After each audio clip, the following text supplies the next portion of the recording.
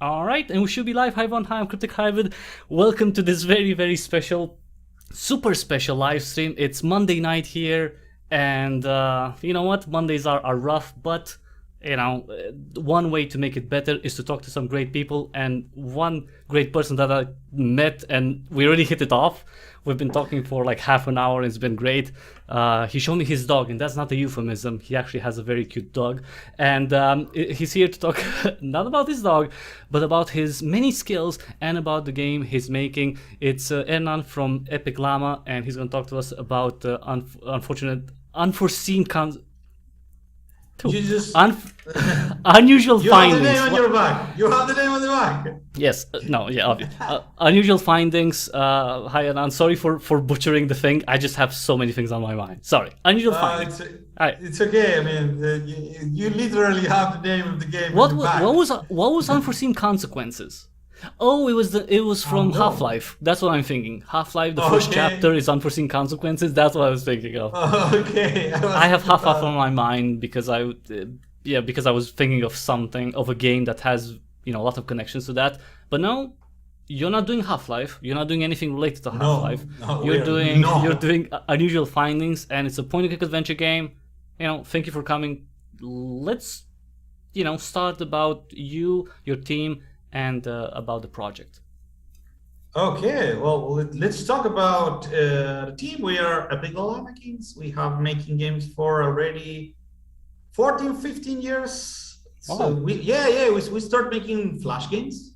Like you remember minijuegos and Newgrounds and stuff like that, where you like RIP Flash. Yeah, oh man, yeah, we were so. The thing is, there are so many games that we made. Yeah, that just you're right. gone with the technology. It's like they are just now a title that we can say we make that game, but there's no way to verify that. The thing is, we during those days we make a lot of games as Epic Llama. Then we moved to PC. Well, we made some mobile games, and then we moved to PC and consoles with Dark Steel Castle, the previous point-and-click adventure game that we made with you guys from Epic Llama. And now we are making Unusual Finding, which is the game that you talk about. We are a small team. We have like the core team that is working on this right now is Fabian Perugia, who is the main developer and my partner in crime in all our years of making games. Then is Juan Alfinetti, which is also a great friend and the guy who mainly made all the pixel art, all the cool pixel art that you see in games. And everyone should praise because the game looks great. Yeah, it looks really, really, really nice. And then it's me who is doing part of the game design and writing some of the silly jokes that you see during the game and stuff like that. And I think that's like the core team. Then you have Tomas Ferrero, who is the guy who made the music of the game, which is pretty nice. Who, in fact, is a Grammy nominee. He got nominated by Latam Grammy a few months ago. So we are like super proud of him. So he's a recent Grammy winner. That's like, it's not like he's like 70 years old. He won the Grammys in 1985. I don't know if he won yet. He was nominated. But that's still. Yeah. So it's a big achievement. Yeah, it is. Yeah. So he like just recently was nominated. And then, for the music, we also have Dead or Alive. I'm not sure if you, now that you spin me around like a record. Now you spin me, we are not going to play it now because you can have problems with it. You know what? When I played the demo, so for anyone who doesn't know, Unusual Findings has a demo out. You can try it. There's a link in the description for all of that. If you want to get it and play it, it's available. It's free. I would definitely recommend you check it out because it's a very, very nice introduction to the game, and it plays. It has like an intro. It plays "You Spin Me Round," which is a classic. It's a monster classic, an 80s song, and when that happened, I was like, God damn it! This is gonna get flagged for copyright, and I'm not going to monetize. And technically, you have the choice to mute the song, so you can still monetize the video and you get all the money, but I just couldn't do that. That song is just so perfectly in there, and it creates such a spirit of the 80s with that intro, you can't take it out. I'd rather not take, like the little money that I would make and just have that song because it's worth yeah, great. for me, the song there, it's like perfect. It was so much hard work to be able to have I could imagine. This theme there, the song there, to be able to have like an actual piece of the 80s, Right.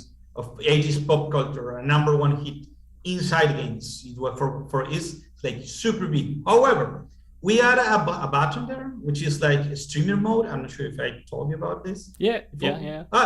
It's not going to mute the game, the music. It's going to change it for music about the game. But then again, I mean, as much as I love the themes that we made for the game, like a record is like a record, and it's meant to be on the credit scenes.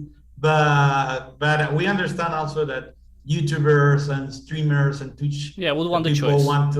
want to exactly. I mean, you have to make money, man. I mean, for me, it's perfect. It's your choice. If you choose to live, it perfectly fine for me. I love it. But if you have to make money, come on. Just Right. No, but it's like that reminds me. Of course, it's a different scale, but one of the things that made Rockstar games so good was the soundtrack and the radios and the songs that they had, and all those were like super famous songs. And the fact that you as an indie team who has experience, 15 years, that's quite you've been around for a while. But you're not like a AAA, publisher. You're not like a huge studio like Rockstar. So the fact that you were able to get this license to use this song, which is again, it's a famous song from the 80s. Everyone pretty much should know it at this point, if they lived through it or even later. It's a huge achievement, I think, and it's such it's such a win. I think it's such a win for you guys and for the game to have that. And you could say like, oh, it's just one song. It is a song, but it sets a theme for everything because it's at the beginning, and it's like from that point on, it's like congratulations, you entered another world. Yeah, I mean, exactly. That's like the idea of the music there to like kickstart the story. Yeah, that's why it's just at the beginning. And the thing is, I mean, even if we cool that, of course, it will be like a really pain to be able to. I mean, license one song, it's a lot of work. You have no idea how much. I mean, in every sense, all the work that it is to find, to be able to like, we gave you the rights to play in your small game this song. But besides that, I mean, we don't have many other places where you can fit a song there, because it's like in a movie, Right. You cannot like put more songs there other than maybe at the beginning, at the end, or maybe in the background someplace, or other stuff with lyrics, because since it's all voice acted, if you have lyric music, it's going to like stumble upon the player experience. So and after that, everything is just moody music, like to set you in the mood. Yeah, it's there's a lot of synthesizer work in that, and I think it works really great because it's like the 80s sound of the future. It's like when people were making music in the 80s and they were thinking like, oh, this is like the newest thing and it's going to be on forever. Obviously, it's not going to be on forever because, every genre kind of fades out. But it's iconic for that era, and what they were thinking was new and like avant-garde back then, and it works so well and throughout the game to listen to those types of tunes. You remind me so much. I'm not sure if you hear it. The Giovanni Giorgio theme on Daft Punk round. Oh yeah, my name is Giovanni Giorgio and everybody calls me Giorgio. We talk about, we were thinking about making this sound of the future, which is the line that you just say. So it's come on, he's from there. And he like started playing with the synthesizer, thinking about this will be like the future music, and it's hit so hard during the 80s. I mean, the 80s have like has like a really strong influence from the 40s, which at the same time, has in the 40s always about UFOs, aliens. and stuff like that. You're going to see like a lot of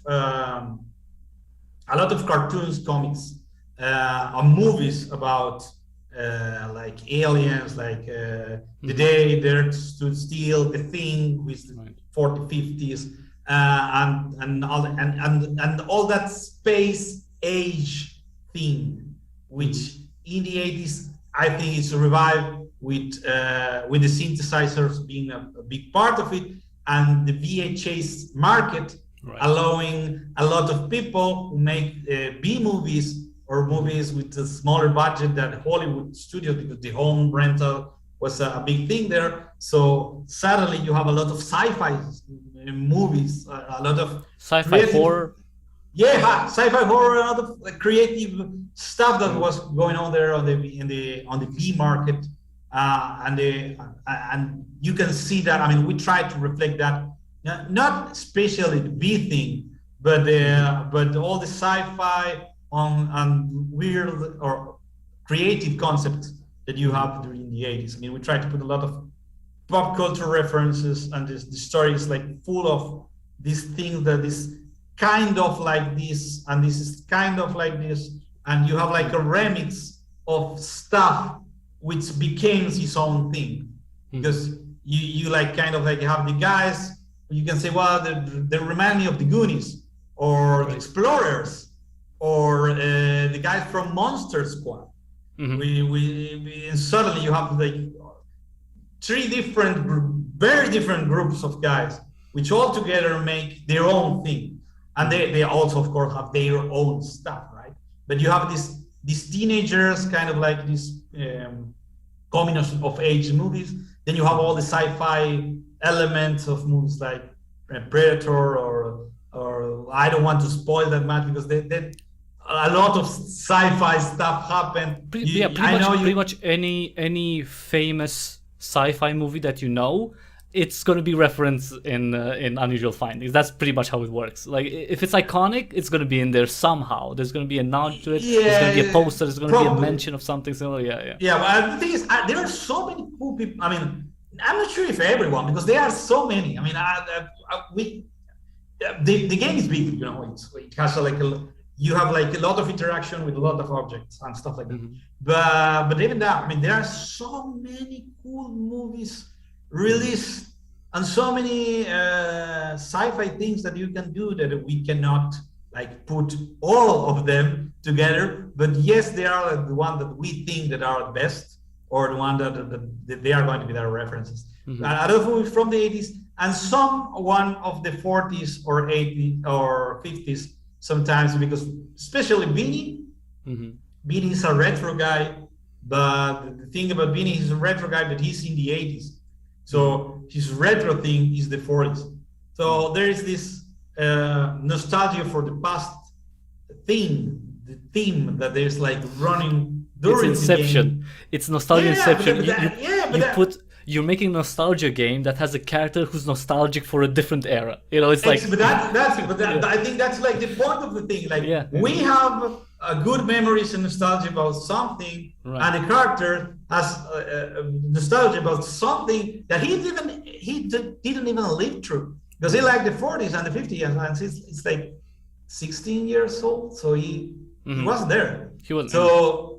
So the thing is, you have this love for the past thing that is like that is through the game, and of course it hits us in the 80s, because that's the year that we see as the perfect past that we grew consuming as developers, and some of the players, I guess, they are going to be around us our age. But there are younger people that is going to like the same because of the thing they hear about the 80s, or maybe the pieces of pop culture that consume now about the past. And Vinnie kind of like have that mentality of love for the past, and the other guys are going to say, hey, why you like so much the past? Live the present, man. I mean, sure, but there's a lot of, especially, I don't know if now necessarily, but the world is so crazy right now that there's a lot of escapism that people crave to have, and that could be games, could be TV, could be movies, could be music, books, whatever. And Yeah, books, sure. And one of those areas to explore in escapism could be the nostalgia of the past, because you didn't live it, but you hear stories about, oh, it was so awesome back then. So people go search for it. Like, for example, with Stranger Things, which is, it's a huge phenomenon of the present, right? Yeah. The fact that they've done, they put it in a specific time, and then with, I think, season 3, I think, right, they had this 80s mall thing. Like, that's all nostalgia. Like, a lot of people who were watching that are young people who did not live through the 80s, but they get this sense of how it felt to be in that era, and they can appreciate, and maybe they can become more curious about what happened in other mediums, like with music, with film, with comic books, with TV shows, and so on and so forth. So it's like a resurgence for young people of eras past, especially the 80s, I think. Yeah, because that's probably what maybe their dads or their older brothers lived, and they want to like check it out, what they were talking about, or and also it's always cool to know about old stuff. I mean, I remember when I was a kid, I loved the 70s and the 60s, and I was born in 84. So I like those movies, and that because that's why my older sister and what my parents consumed. So there's always this thing going on, and I probably, and I think always will be. Also, current movies are influenced by the 80s. I mean, you have like all the Star Wars movies that are coming back. And even then, all the Star Wars movies in the 80s were, and that's why Vinnie comes back again. All those movies were influenced by old westerns and samurai movies for the 50s, or The Thing, for instance, like these horror movies which are so. Or They Live, because that's something that I've learned from Unusual Findings, is that They Live was inspired by a movie from the 40s, which is, I think, if I'm not mistaken, I think Vinnie made that comment that it was, it was based on, or it was inspired by a different movie. Well, inspired. They Live was inspired. Nobody will buy a comic book. Oh, comic book, which is called 5 to 9 in the morning. Like 5 in the morning. I can't remember exactly. It was like a date, which is like the time. I don't want to spoil the comic. But it's just a great comic that I cannot remember the name right away. 5 o'clock in the morning or something. I don't know. Well, the thing is, it's inspired on a short movie. Well, the same with Terminator. Terminator, which is on the 84. It's inspired by a short episode. Who was I don't remember. The Twilight Zone or something? From the Twilight Zone. Or Tales from the Crypt, because those were the 60s ones. The demon the demon with the crystal hand or something. I can't remember. Okay, I'm really bad with names. But you're going to see the aliens. The movie Aliens with the alien queen and all stuff.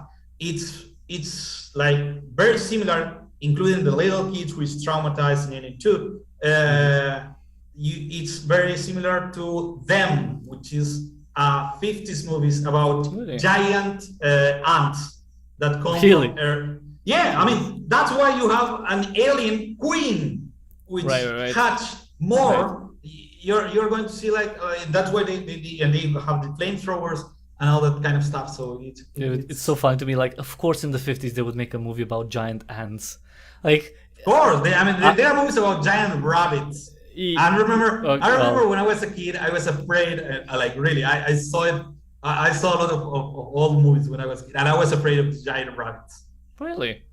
Yeah, I mean, there's. I don't remember the name of the movie. Yeah. You just remember that it scared you. Like, I remember there was giant rabbits. I mean, let me do a little quick Google search.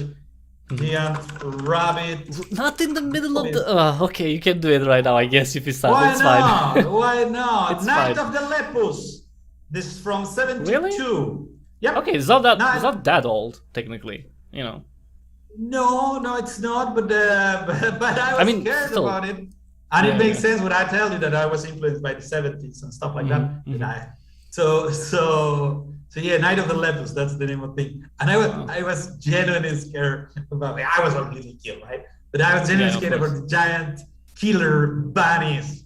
Wow. So you never know which thing you're going to scare someone. Yeah, well, yeah, especially that age. Like pretty much anything can scare you with the right imagery, the right sound. Yeah. It's so much new. There's so much new. Yeah. Yeah.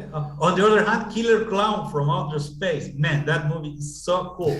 I'm not sure if you saw it. I remember it. It's from the Chiodo brothers. Yeah. Such a great movie. That's why you're going to check on our tweets that I always put Killer Creatures from Outer Space. Specifically because I remember the Killer Clowns from Outer Space. I remember the first time that we heard about that movie. A friend of us come to tell us, and we didn't believe him. We believe he was making with a name like that. Yeah, you don't. You think it's a parody or something. Exist. Yeah. When we were kids, so for us it was like, no, he's making this story up of that movie that he saw. Of course, that doesn't exist. It makes no sense. And then we saw it. It was like, wow, that's super cool. We love it. Yeah. It's so crazy because like if you go back, like there's so much not like big cinema that you can really enjoy from the 70s, 60s, 70s, 80s. I mean, especially with horror, because that's maybe a little bit of, sci-fi horror, that's, the interest. And you can find so many things and lower budget stuff. But getting back to Unusual Findings. So, the game is set in the 80s. So that's established. Yeah. There's, the main protagonists are three teenage boys.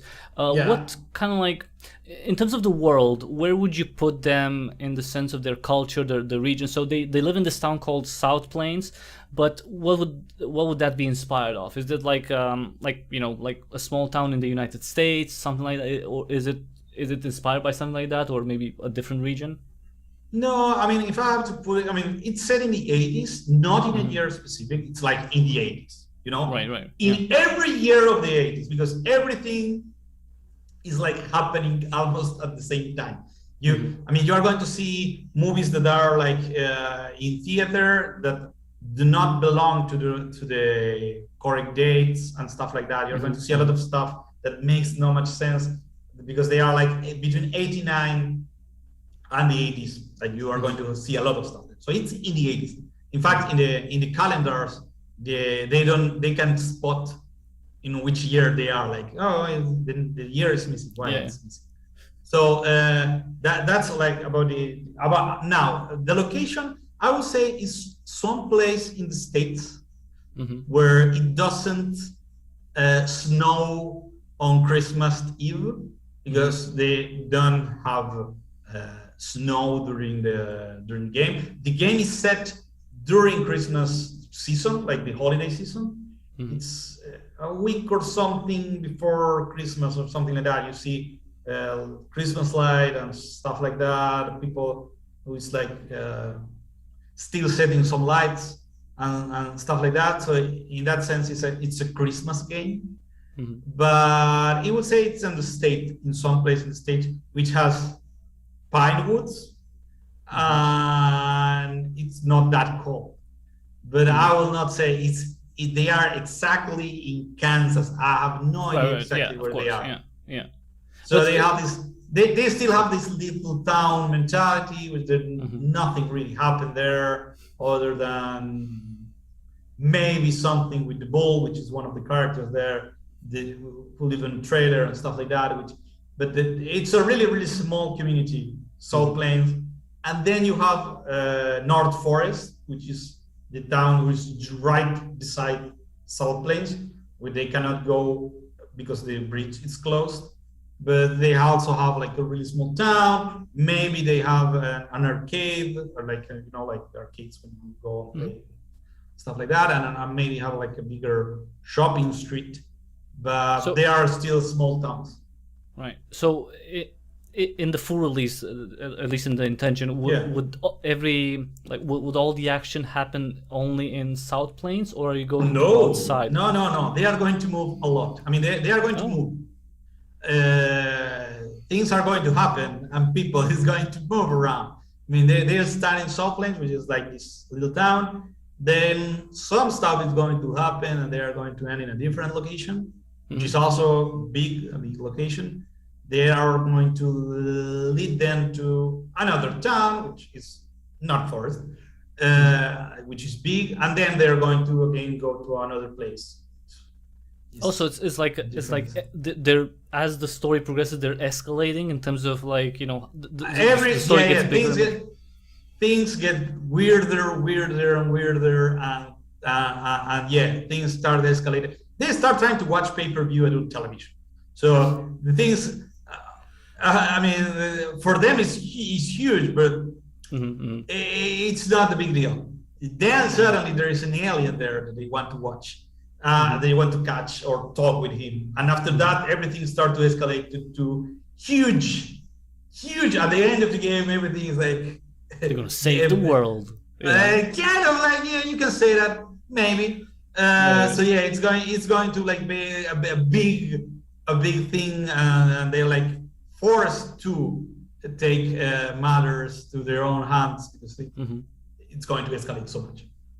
So tell me a little bit about the protagonists, the boys.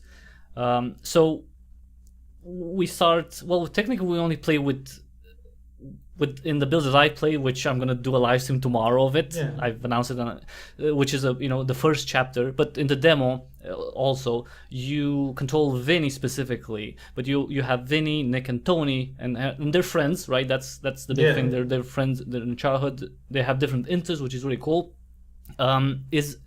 Is Vinnie going to be the only character that you control throughout the game, or will you be able to change between characters? Will you control anyone else? No, you are going to be the player. The avatar of the player is Vinnie, right? And you have these other two guys who are like walking with you. I mean, it's not that the player is Vinnie, but Vinnie has his own ideas and stuff like that, right? But it's like in a point-and-click sense of way. They are Vinnie. They move Vinnie, and the other two guys, they are there to, of course, give meaning to the whole story and to help with their skills that they have. But something that we didn't want to do is the thing that of switching characters, because I'm not as a mechanic, right? Like like okay, now I try to open this door, I can't. But I switch to Nick, and I tried. No, I can't. Now I switch to Tony. Yeah, Tony can open the door. No, it's like if you try to do something, and the other guys can help you in some way, they're going to try to do they are going to act, because they're not going to. I mean, the thing is, since you can, another thing that is big in the game, this game changes depending on how you interact with your friends. Something that we like to add is like, okay, how can we make that the decisions that you make matter, and that you think on how you interact with the guys here. So also to make the game that you can like play and then replay, or people can watch you play the game, and then they want to like play their own way, right. And it's different, and they're going to see puzzles that are different. So what we made is, depending on how you treat your friends in specific part of the game, they're going to interact in a different way. So maybe if they can help you with something, they will not help you with that something. If it's not something that is like, seems like the stakes are high and they are going to kill you. Of course, they are always going to be friends. That's something that is important. You cannot screw things up so bad that they like break apart and they hate each other. They are going to be friends, but they are going to be a bit meaner. That you can make them more collaborative, or a bit more like fighty maybe, or make fun of someone for something. And it's not going to break the game. It's not like if you are mean to everyone, suddenly, I don't know, you cannot beat the game. No, you're going to receive. We try to have like the best jokes on the mean side. So there is a purpose for you to be mean, because people tend to be nice. But the thing is, you're going to the puzzles are going to change. So they are going to, again, you're controlling Vinnie, and but also Vinnie changes depending on how you interact with it too. To give a clear example, when you are met with the wolves, right, and during the demo, at some point there are wolves that come out from a place, and you have the choice to, like, okay, let's fight the wolves. I charge, you cover me, or okay, let's run, and let's the quicker born, the slower, and it's obvious that Tony is the slowest. So it's like basically throwing Tony to the wolves and running away. So what you do there changes how Vinnie act later. Also changes how the other two interact with Vinnie, but since it's like attitudes toward, in general, to be coward or to be more altruistic, changes how you behave in front of danger, immediate danger in the future. Now, is this mechanic? Because some games, depending, I'm not thinking of any game specifically necessarily, because I don't want to point fingers because it doesn't matter. It's like you're encouraged to be good in order to make the game maybe a bit easier, like because people are more friendly, characters are more friendly, and pieces are more friendly, and so on and so forth. If you're mean in Unusual Findings, will the new ways that you have to find in order to finish a challenge, will that increase the difficulty of that thing, or it just makes it different? The idea is to make it different. We didn't. I mean, we do a measurement of. Like, you don't want to punish the player, like, you're being mean, then we're gonna make it harder. No. I mean, it's not. I mean, we don't. I mean, something that we didn't want to call the endings bad ending, good ending, ending bad ending, whatever. It's or bad or good or whatever. We try to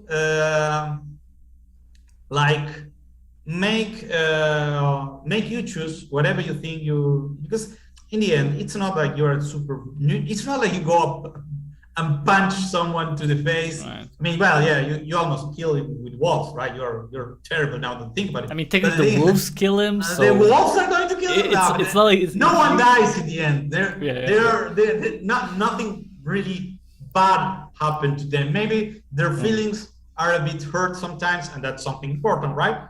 But it's not like difficulty is going to escalate. I mean, if you want to, if you have fun being mean to these guys, okay, they are going to remember it, and maybe they are not going to help you in some way, but in the mood they are, it's going to be useful in some other place.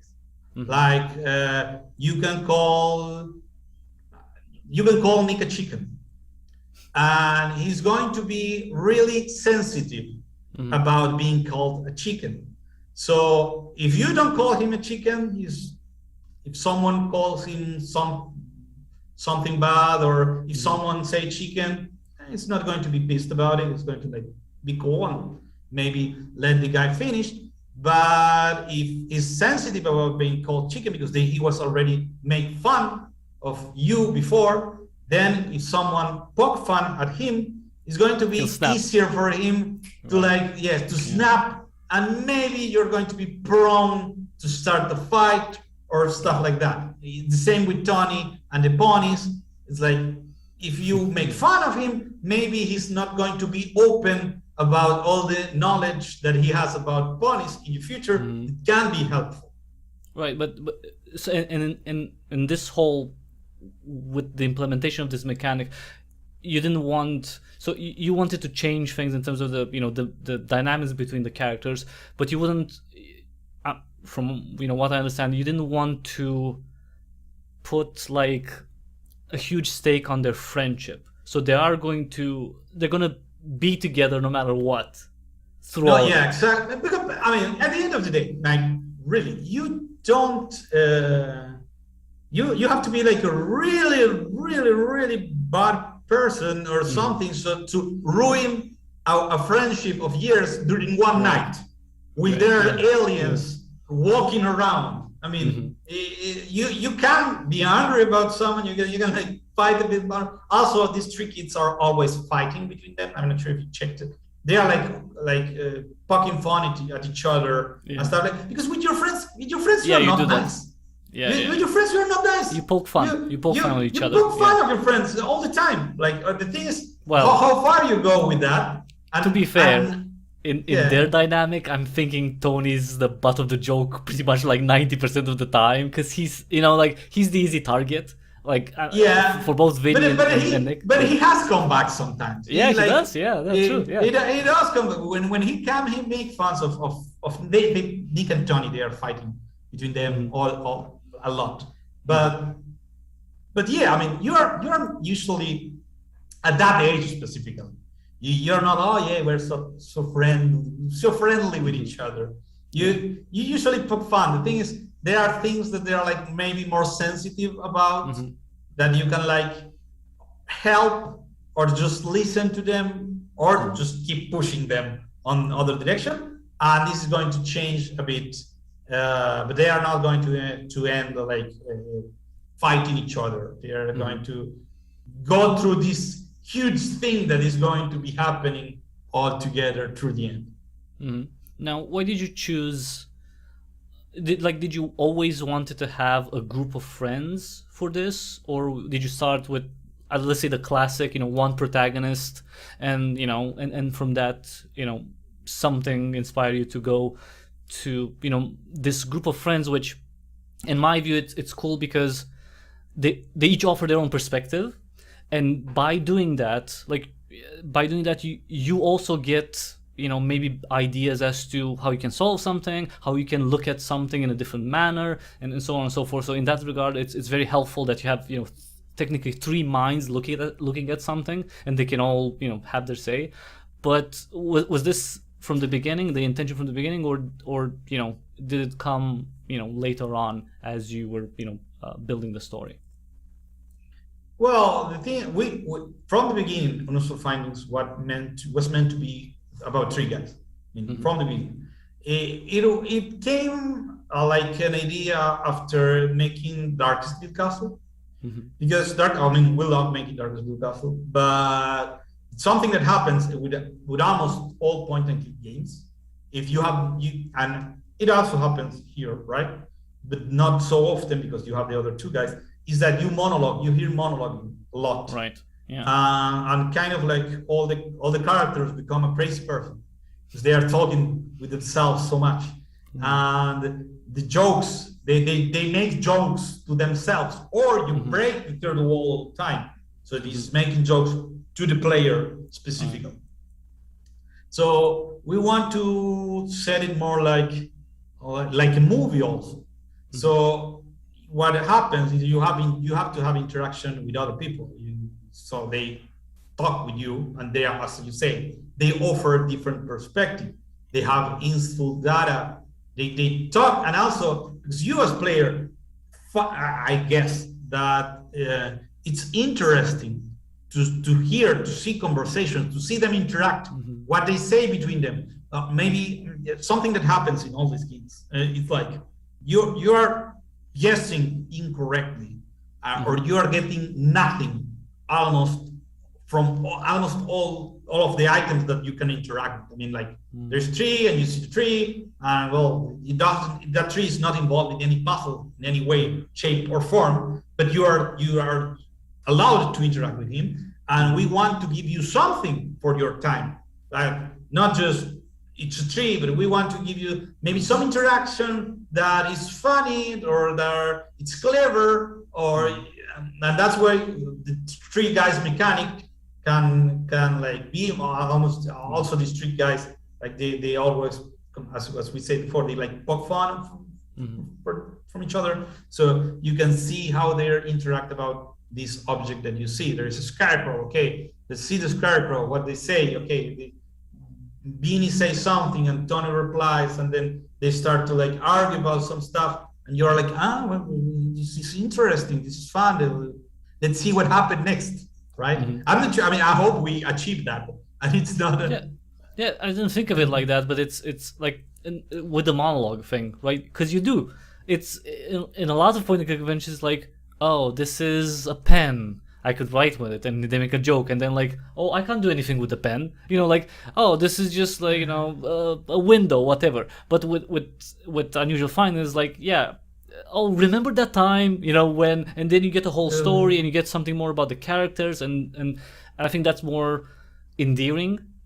The more you hear them interact with each other and talk about what happened between them, and them poking fun at each other and so on, I think it gets you closer to the character, because you know more about them, you know more about their past, about how they interact with others without you doing anything, right? So you're looking at something and all of them having a say, and talking to one another, then you get something from all three characters, and that makes you more interested in their lives and their situation and their ultimate fate, I guess.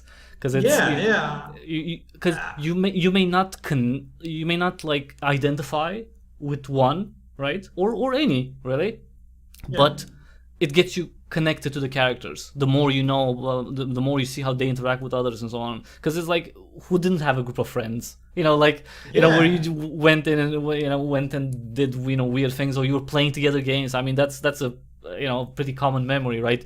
Going to the arcade or playing something in late at night where you shouldn't be, stuff like that. Collecting cards or anything like that, playing. So a lot of people have that experience, so they could be more connected to these three guys and care about what happens to them, and wanting to see the story unfold to the end. Yeah, I mean that I guess that it's much more like organic. Yeah. If they talk between them instead of just one guy talking all the time, it's not that it's bad that there's one guy talking all the time. Darkness Castle is like that. Monkey has one. It's like that. But different times, like back then, what I mean? Like you can't. I mean, sure, it's a classic, but it's like, but it was made in a specific time. Right now, you have to. It's not only that you have to do something different necessarily. It's like more. More about games, how people are. Some Max has that thing that you as a player are more hidden, because they are talking between them, not with you so much, and that it's also something that maybe make it more movie-like or book-like or comic-like, more like regular narrative, where it's not the character and the player, is the characters living a story, and the player is just looking at it. And it's definitely more movie-like, although it's obviously it's more interaction than that. But it's their story. Of course, it's the player, because he's guiding Vinnie all over the place. But it's not like he's addressing. Yeah. So tell me a bit about the NPCs, because there's a lot of them. Well, in the first chapter already. Again, I'm gonna play tomorrow. The first chapter has a lot. I mean, the trailer has a lot of characters, and it seems really really wacky. Like, can you give us a little bit of a rundown about what you wanted to have in terms of maybe archetypes, or iconic characters, or stereotypes that you wanted to have, and you implemented and you put them inside the South Plains. Yeah, you have like a lot of characters that are kind of like from an 80s movie or from an 80s sitcom, like the little brother who liked to make a lot of trouble, the sister who is always at the phone and talk about superficial stuff, the rangers that they don't believe your story, whatever story you came. The cops who don't believe the kids at all. It's such a trope. It's like in all movies with children where they do something, it's like the police, or the authorities in general, right? They never believe them, and it's like, no, if you didn't ignore those children initially, there wouldn't be all this mess. That's the whole thing. Exactly. Or they don't go straight to their parents to tell what they saw. Of course, they are grounded, so they can't say it, right? So you have this. Then is the bull, which is like what we call a mind secondary character. Like, you have the main character, that are three kids, which are like the core of the game, and then you have this one of the main secondary character, which is the bull, that you can see it in this first chapter that you play. Then is Linda, which is she appears at the beginning of the interlude, the first interlude between chapter 1 and chapter 2, because you have like this like smaller chapter connecting chapter 1 and chapter 2.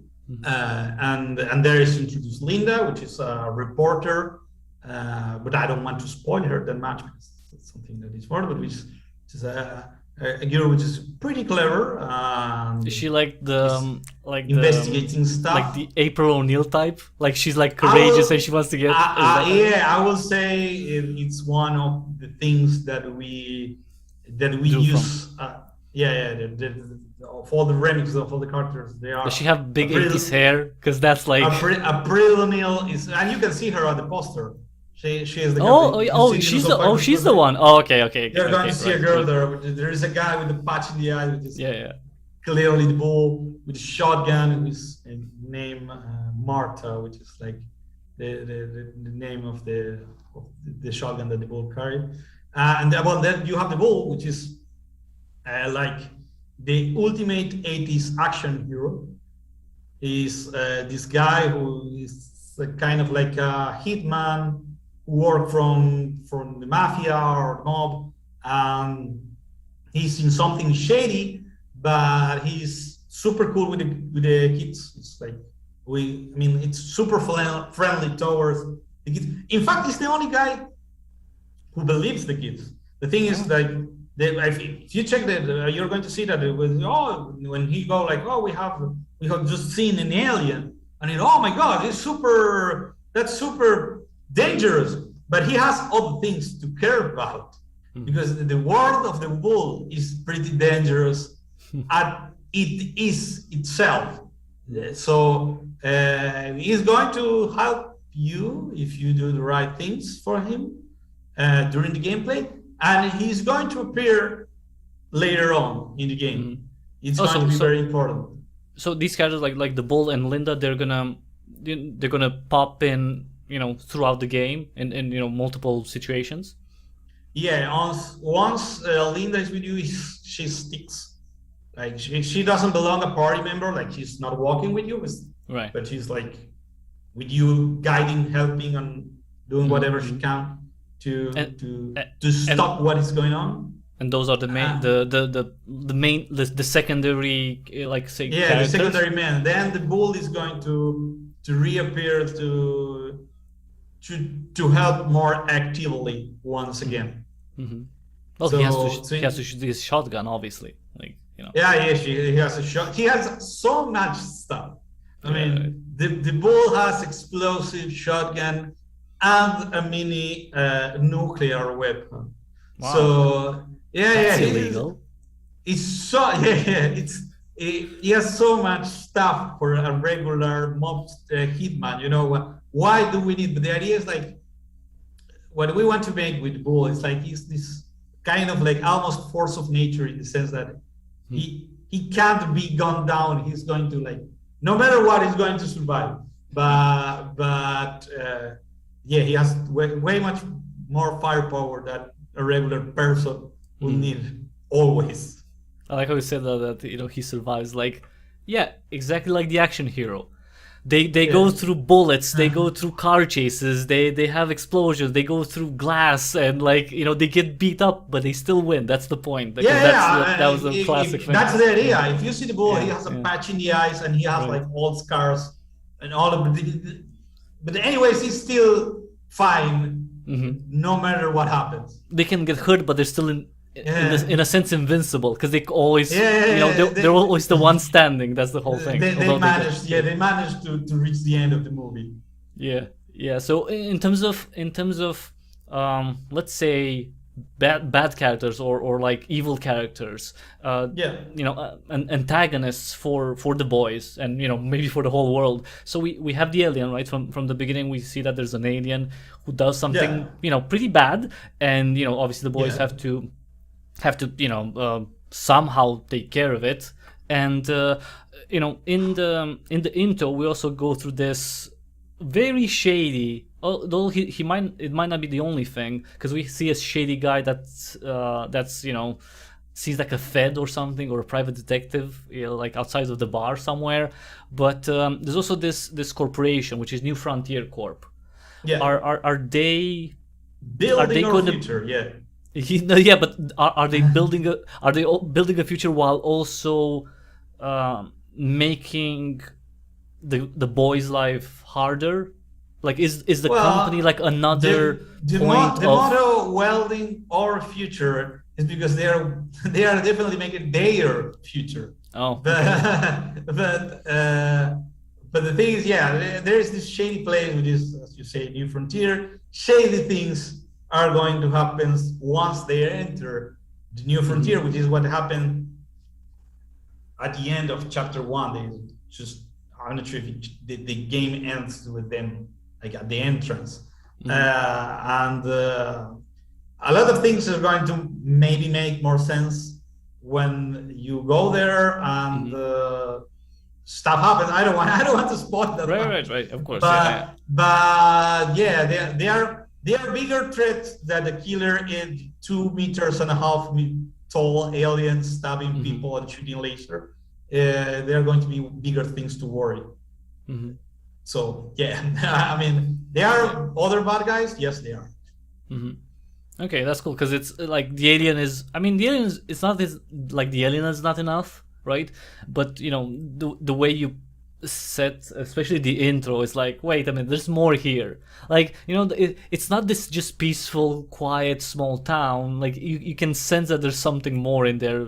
By the presentation, that there's something hidden behind, like just beneath the surface. Because the aliens, okay, there's an alien from outer space. That's a huge thing. Yeah, definitely there is something. Like it's subtle. It's a more subtle thing. It's like it's too quiet. It's too nice. It's too like small town USA. Everyone knows each other. There's nothing really bad going on. It's like there's something more there beside the alien. So that's why I was asking about there is something below. Of course, there is something underneath it, underneath the town, which is like perfectly phrased. Okay. Oh, so there's a huge military base under South Plains, apparently. Well, I don't know, it's like Stargate, like they have it in the mountain or something. Yeah. Tell me a little bit about something that it's let's say alluded to in the demo, and it's definitely available in the chapter that I played, and I'm gonna show tomorrow. I'm gonna stream tomorrow. The mini games. So the mini games are, well, they definitely spice up the game, and the classic point and click, gameplay. But what was the intention with that? Like, why would you? What was the well, I want to say like the point, because it's like yeah, obviously if you can put something in. What was the point and click? Yeah. Like, why do you want to have those in? Why do we want to have mini games? Yeah, because they are fun. First of all, true.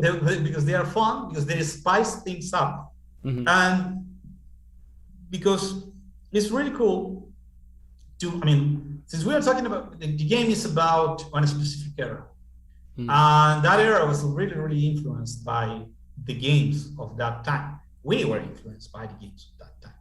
I have a game which is really similar to that game that you play, that the bull is playing. And also, the thing is, we find them that they are like really fun to like cut the regular pacing of a point and click with these mini games. Which, by the way, for people, because this is something that people brings up, which is, are these mini games skill based? Are these mini games about quick time? No, it's always about logic. It's always about grabbing, seeing, on talking, or pointing to the right thing. It's not about you have to like be action. Quick. Right. It's about you have to be smart, and that's it. So it's still on tune with the point and click experience. That's why you cannot skip them, because they are a puzzle. They are a mini game. It's not like the mini game now is fishing time. It's like Yeah, unless fishing is something like you have to do with logic and stuff like that. But you do weird stuff, and you're going to find puzzles in the future, mini games, which are like really like weird, but they are going to look really action oriented, as they are structured. But it's not about action; it's about finding a logic solution to this. You can have all the time in the world to do something that look like you have to do it right, but you don't have to do it right away. Even if they're I don't know, let's say someone is like aiming the guys and shooting at them. It's not going to hit anyone and ever. You have to just find a way to solve that puzzle on that mini game.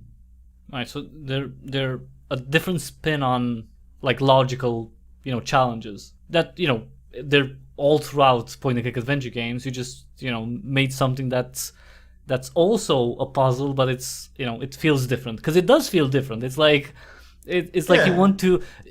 It's almost like, and you probably will have people who say this after they play, like they'll want to be able to play that mini game like outside of the main quest. Yeah, exactly.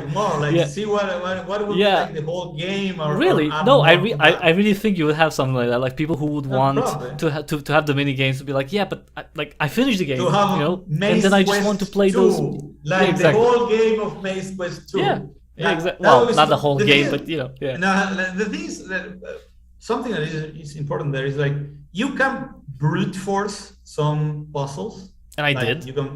You can brute force it, but there is always a way to do it without brute forcing, like in a regular point and click where I got those hints here, now I can do this. Of course, and I see a lot of people that do it. It's not that you are doing it wrong if you brute force it. You are doing it wrong if you're annoyed by brute forcing it, because you are putting yourself in that situation. It's not necessary. But if you have fun trying to brute force some mini games, I mean, you can do it. Yeah. Technically the one that you do play in chapter 1 is just it's such a nice surprise. It's like it feels like you're actually playing a game from that era. So it's really sweet, and it changes the pacing a little bit, because it's like it takes you. Because you see the whole screen. It's like when you play a mini game, it's like everything else is put on pause. So this whole big arch where you have an alien and you have a big threat, right? It's on pause, and you have to focus on this little thing, which is like encased in its own little world. So this is where you are now. You're in this world. You don't have to care about any other things. Like you're not forced to care about any other things. Yeah. You're not pushed. You're not rushed to do anything. It's like go in here, solve this one, enjoy, stuff like that. So I really like it. It's like it takes you out of it, but in a fun way. Like it's like a pause to the whole story. It's like what I mean. It's like a game break within the game, kind of like that. I think that could be also good for. Because sometimes when you play adventure games, if you do it, especially at night, you're tired, and you can't really think or find a solution. Like a mini game like that could take you out, right, of the way you were thinking about other puzzles, and then your brain kind of is disconnected from that. Yeah, exactly. And then recharges a bit of mana. Yeah. And then you come back and maybe you can look at other puzzles, in a different way. So I kind of like that because it takes you in a different place. It's like no, leave the game. You do this now. You focus on this one, and you kind of forget about all the other puzzles or the other challenges. Or where did that item go? Or what do I do with this item? Or how do I get that thing? It's like no, it's just this one. This inside this little room. Yeah, exactly. Yeah, it's a very nice, and I can't wait to see more mini games. I'm thinking the fight is going to be a mini game, right? That's the thing. The thing that you see the guy like punching each other and he like making like that's definitely a mini game that I love. You can skip it. The thing is, and that's something that it's not like you're gonna skip it with a button. It's like Right. depending on Yes. your choices, Oh, you like that. can Oh, yeah. miss it altogether. Oh, So okay. there, and for instance, that's a puzzle that you have to be poking people to get it. And for me, it's like one of the best puzzles, the best mini games that we have here. So you see, there are things that are for me at least cooler if you're mean with some characters. Right. There are so much cool mini games in game, and you have to play it.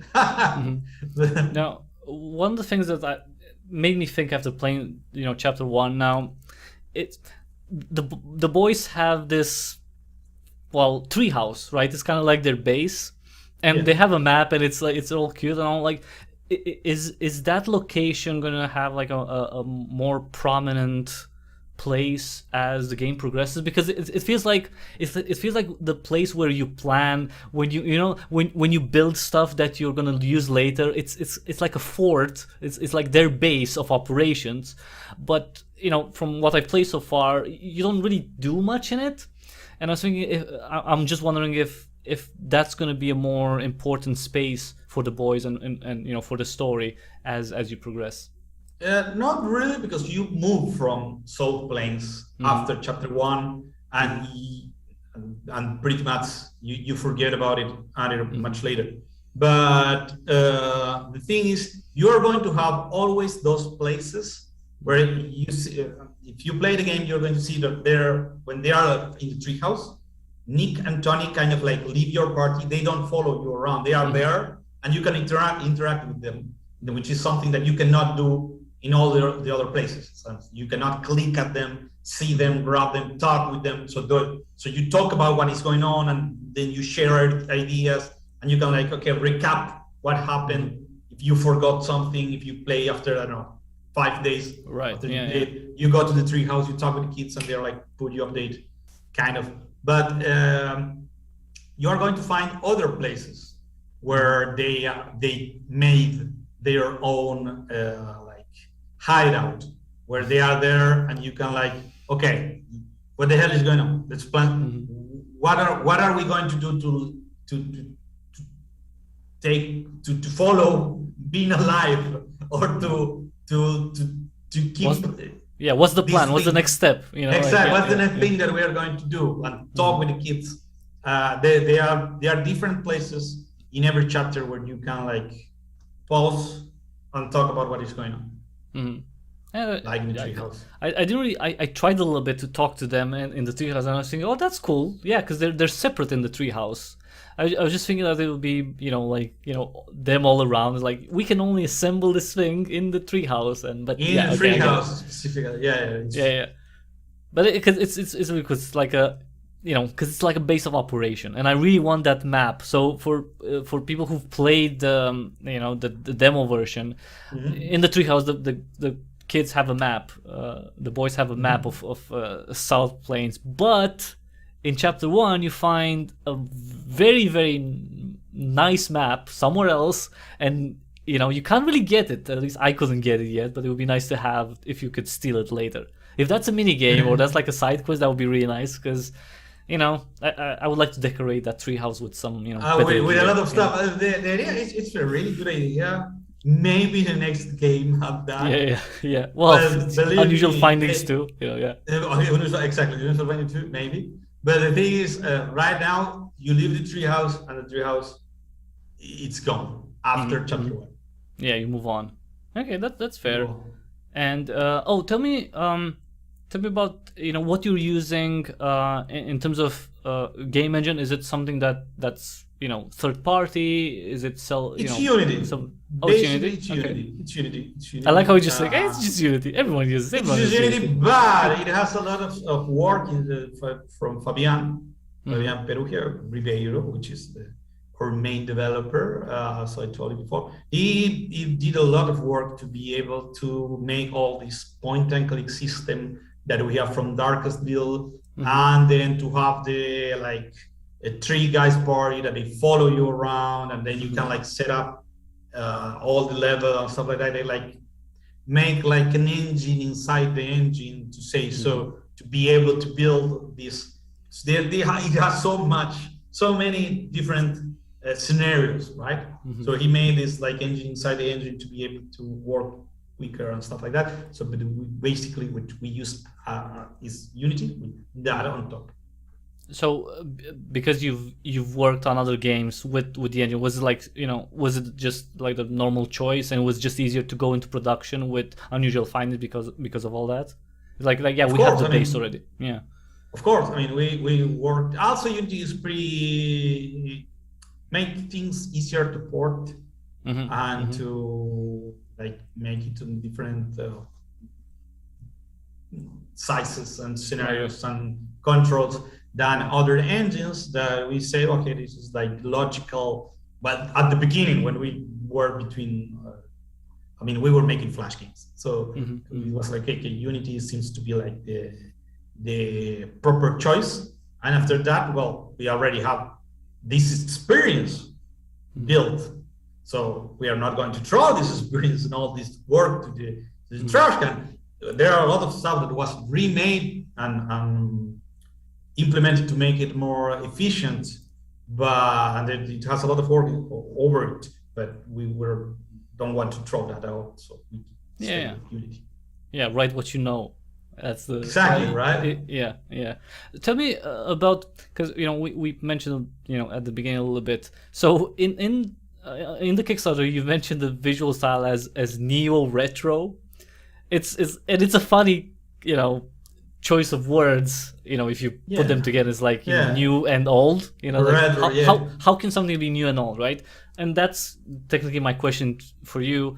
What would you say is the old, and what's the new that you brought to the visual style? Because we've seen like pixel art before, right? But and yet Unusual Findings has this.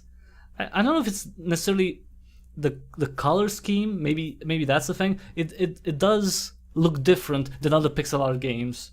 And I can't really put my finger on what makes it different.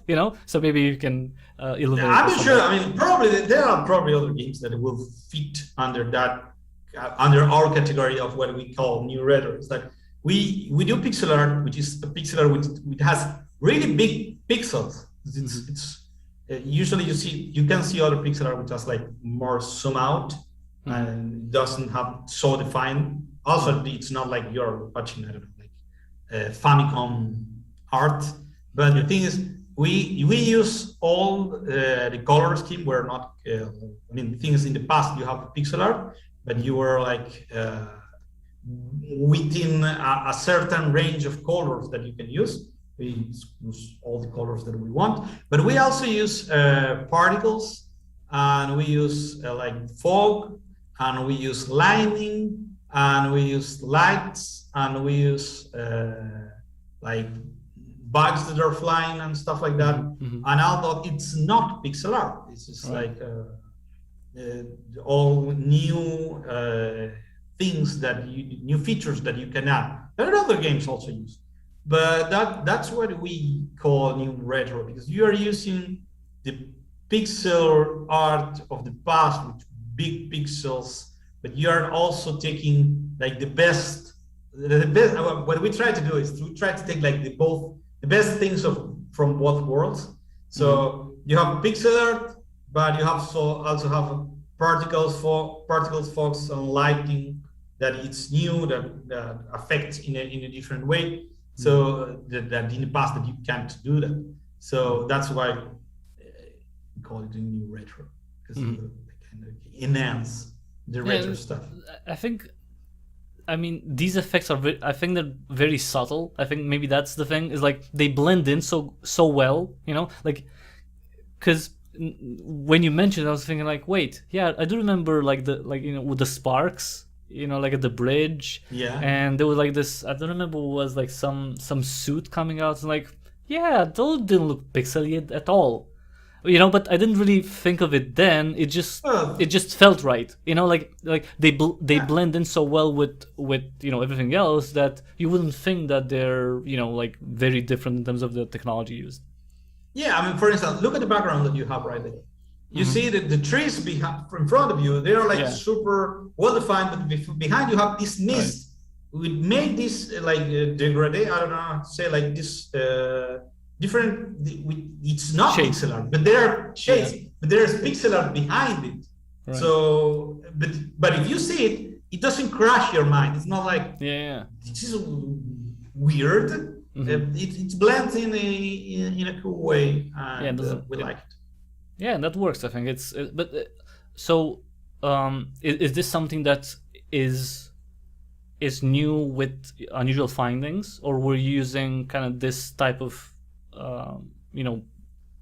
let's say visual building technology, or principle actually in previous? It's not like we're doing some. No, but for you, for specifically for your studio, like is this the first time that we made it? Okay. The first time that we made it. I mean, it's the first time that we use pixel art.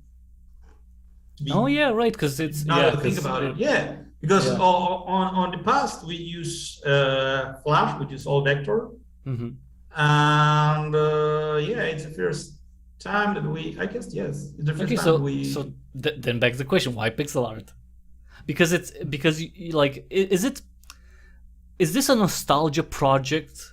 Like, you know what I mean? Like, is this the type of game where you want to be taken back to those times where you were playing, the first time where you were playing, adventure game? Is that the thing? Of course it is. I mean, everything points. But it's not. To that. I don't think it's really mentioned anywhere. Like, it's like. At least I haven't, observed. It's like, for me, it's like, oh, Unusual Finding. It's set in the 80s. It's like very retro and everything. But it didn't. From what I've seen and read and everything with the Kickstarter and the Steam page and everything, is like it doesn't feel like you're emphasizing the nostalgia of it, like not the nostalgia of the nostalgia of the games, but nostalgia of the period and the culture and everything like that. So it's like there's developers who say, yes, this is the game that I always wanted to make ever since I played Monkey Island or ever since I played King's Quest, or you know what I mean. And that's nothing wrong with that. I'm saying that because they're going for a very specific thing, because they base it on a specific time and memory. Yeah. Unusual Findings doesn't really seem to be like that. It's more like, yes, we have nostalgia, but it's for like an all-encompassing era. Not, you know what I mean? Not for a game or a specific genre of game. Yeah, but maybe that's a whole era. Yeah. No, but that's true. I mean, but the thing is, it has everything to do with the narrative of the game. We're talking about the 80s. If you're talking about the 80s, and we're using synthesizer music, I have to use pixel art because it's the 80s. So if I want to like put everything in line, right? Like the pop culture, the music, the graphics. Right. I mean, the game could be like, I don't know, it could be any art will do, right? But for us, it's like, let's align everything. And to align everything, you have to have that pixel art. Even if it's like a mix of old pixel art with the new technology to make it look even better, but you have to like keep that like in the same like narrative, so everything hits. Makes sense. Like, you see it fits in.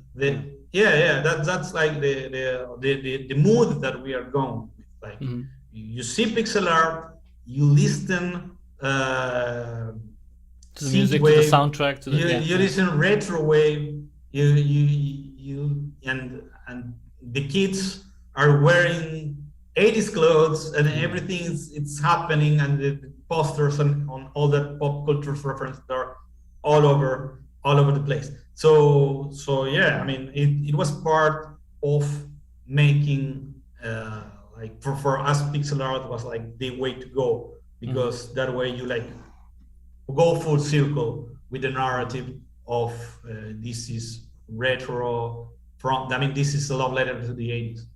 Okay, so with Unusual Findings 2, when the boys are like in their 20s and the game is set in the 90s, what are you going to do in terms of the visuals? Like that's. I'm not sure. I'm not allowed to answer that question. No. There is no Unusual Finding 2. There is We cannot confirm nor deny the existence no, of no, no. We a cannot different compare project. now existence. No, Yeah, no, yeah. no. No, it's you know what it is like. Yeah. We don't But no, but- comment. We don't comment on unannounced products because that's yeah, no, the but- classic line. Yeah. But the thing is, Unusual Findings, I guess, close the story. Like it ends. The game ends. A movie, right? It's a movie. It's And a close. it ends. Yeah, it's a close story. Yeah.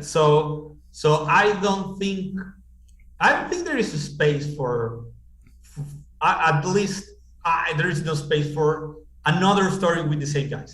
That's what I will say. I mean, I think that the story ends and it begins and it ends, and when it ends, it ends, and there is no space maybe for Unusual Finding to not if there is not with these guys. Right. So yeah. Because the story ends and ends. I mean, you can always find a way to revive stuff up and okay, well, I don't know.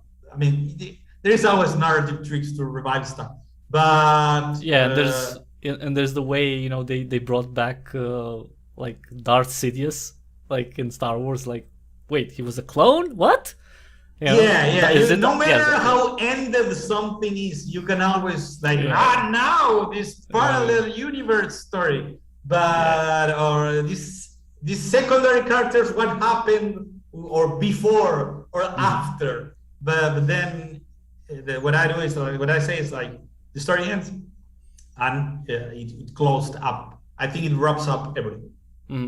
Now, something that also sparks. See, that's why I like the conversation, because I get new questions and ideas. When we talk, because you mentioned that the boys are gonna go into several areas. They're not gonna stay in South Plains. At least they're gonna be in South Plains, and they're gonna go in other places. Now, as I see it, the intro with you spin me around, which is it's a highlight, definitely. It's a very good way to start the game. That looked a bit like kind of like a presentation, like this is where we're gonna go. Like in this chapter, this is what you're gonna see. These are some of the characters that are gonna go. It's like a presentation of welcome to Las Vegas, and this is we take you a little bit around, and after this whole presentation, you'll be able to go wherever you want and meet the characters and do the challenges and all that.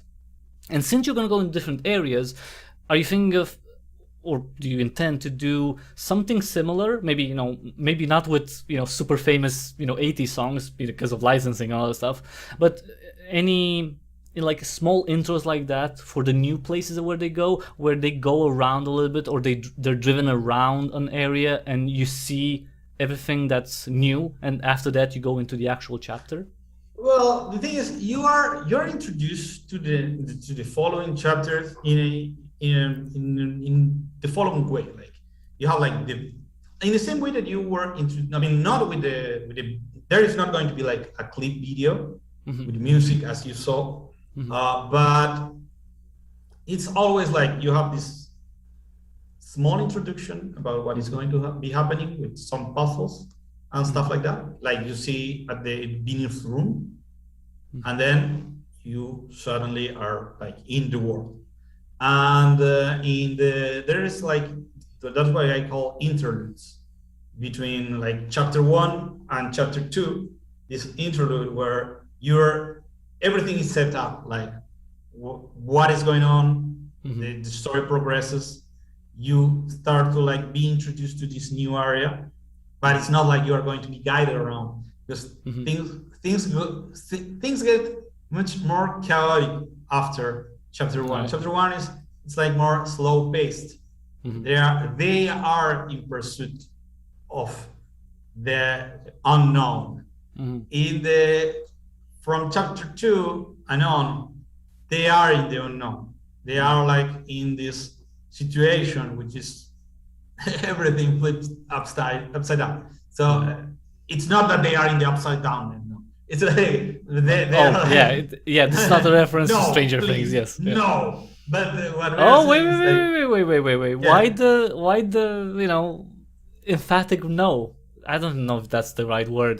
Like, not a fan of. I mean, you can be. No, I freaking love Stranger Right? Things. But Yeah. you said But the no, thing is, like what you I'm saying don't no want is- anyone no, to no. make any connection between the two. It's No, like no.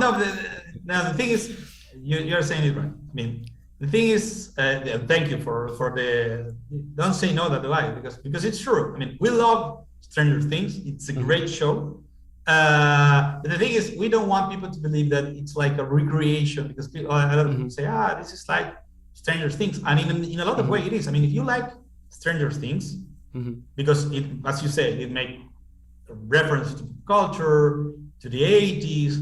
They also reference the Goonies, the Explorers, and all this coming of ages, teenage stuff.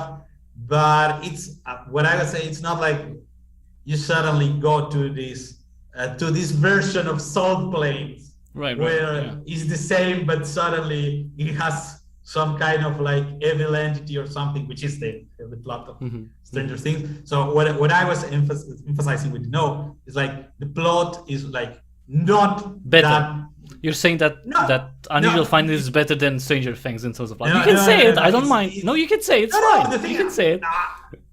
I guess. I mean, I can't say those words. Oh, you can. Why not? Oh yeah. Come on. Okay, wait. Okay, let's be honest. Stranger Things is cool, but you can't tell me that the writing is like some sort of like, you know, great achievement of mankind. It's like, no, it's not. It's super cool. No, it's I'm not saying it's bad, but it's like it's you know. No, I mean, I really like it too. Yeah, I like it too. It's just like I think the writing. I don't think it's no, but I think it hits all the right notes. Yeah, it does. Yeah. Fun fact. We were making something that happens is that we are making this project for a long time, right? How long? 3 years already. Okay. So when we started, we didn't saw Stranger Things. So I started watching Stranger Things, and when I'm watching Stranger Things, I'm like, "Fuck!" They are. Geez. You can say that's fine. That's fine. We say, "Geez, this part here." Right. We are using the same references of those movies or those places or stuff like that. So people will think that we copied from something like that. So right? That's what you were thinking. That you were afraid that people would think that you copied from that. Is that the thing? I mean, I will. I mean, it's perfectly fine that think of. I mean, if you make this decision of okay, I like Stranger Things, then I'm going to like this game. Perfect. Right. Good. By initial findings. If you like, you are going probably. If you like adventure games, but because if you like shooters, and only play shooters, you are not going to like it. Yeah, but probably not. Yeah. Probably not. I mean, but if you like this kind of stuff, you're going to love it a lot. And that thing, it's not like we are. It's not that we are trying to copy it. Emulate. Right. Yeah. I don't think it feels like that. I mean, of course. If you play it, you're not going to do the association after you play that for sure. But if you look at the surface, I mean, you can say, I don't think it's anything wrong with using it as a marketing material. You know what I mean? Like to get people who are, you know, a fan of the show, right, to pay attention to, you know, Unusual Findings. I don't think there's anything wrong with that. But, you know, I think, I mean, from what I play, there's nothing that would tell me that, like, you're going to have a lot of 80s references. No, but that's the 80s. They copied the 80s. Like, you know, like it's exactly. like that's the 80s. But that's the association that you can make. And there's nothing wrong with that. The unknown. It's the 80s. It's all the good. I mean, the good movies and pop culture of the 80s together. And it's not that Stranger Things wants to be 80s necessarily in certain aspects, like in one season we wanted to, but when it comes to Unusual Findings, it's like you said, the movie. Like, of course there's going to be an alien. Because aliens, you know, alien movies were such a huge thing in culture for many, many decades, and still are. right? They still are right now. We've had the fascination with aliens for a long period of time, and that's from books, obviously, from times immemorial, and before that with stories and everything. And your game it's like, yes, of course it's going to have an alien in it, because it does. Yeah. So it's even more 80s than Stranger Things, because it uses more references, more classic tropes of that were included in that time. It's not like aliens are the trope of the 80s, but they were a big thing in the 80s too. They are not. I mean, you see War of the Worlds, for instance, which is like really, really old. Right, yeah. I mean, I'm not sure. There were not many TVs back then, like... No, there are not many TVs back then. No, it was a radio, right? It was a radio play initially, right? I think, right? No, it was a book. It was a book. No, a then book. It became. And after that, it was like, It's a great book. It's a great read. If you like sci-fi stuff, I will definitely recommend you to read. To read, not to watch the movies. To read the original War of the World book, because it's so easy to read, and it's so good sci-fi, and it's so fun to read what the people think will be like an ultimate weapon and unstoppable aliens. Like if today suddenly the Martians from War of the World appear on Earth, they will be wiped out in 3 minutes. They will be like totally annihilated, because the technology that they use is so useless by today weapon standards. I mean, mankind has this. It's so over that the destructive power that they once believed was like the ultimate weapon that someone can make, which is scary, which is really scary. But we're good at building stuff that destroys stuff. I mean, but that's normal. We don't use it that much. That's true, actually. We don't. Yeah, that's true, but for all the destructive power that mankind have now, we don't use it that much. That's true. Yeah. Definitely, we're not bombing some other planets or anything like that. We could technically, like, how many megatons of nuclear weapons do we have? Thousands and thousands, tens of thousands. So yeah, exactly. Yeah. Tell me a little bit about putting out the demo, right? I think I've mentioned this multiple times with in other interviews, and I will always say it. Having something that people can play, it's a great advertisement. And it's not like I'm the first one who said it, obviously. I'm not claiming that.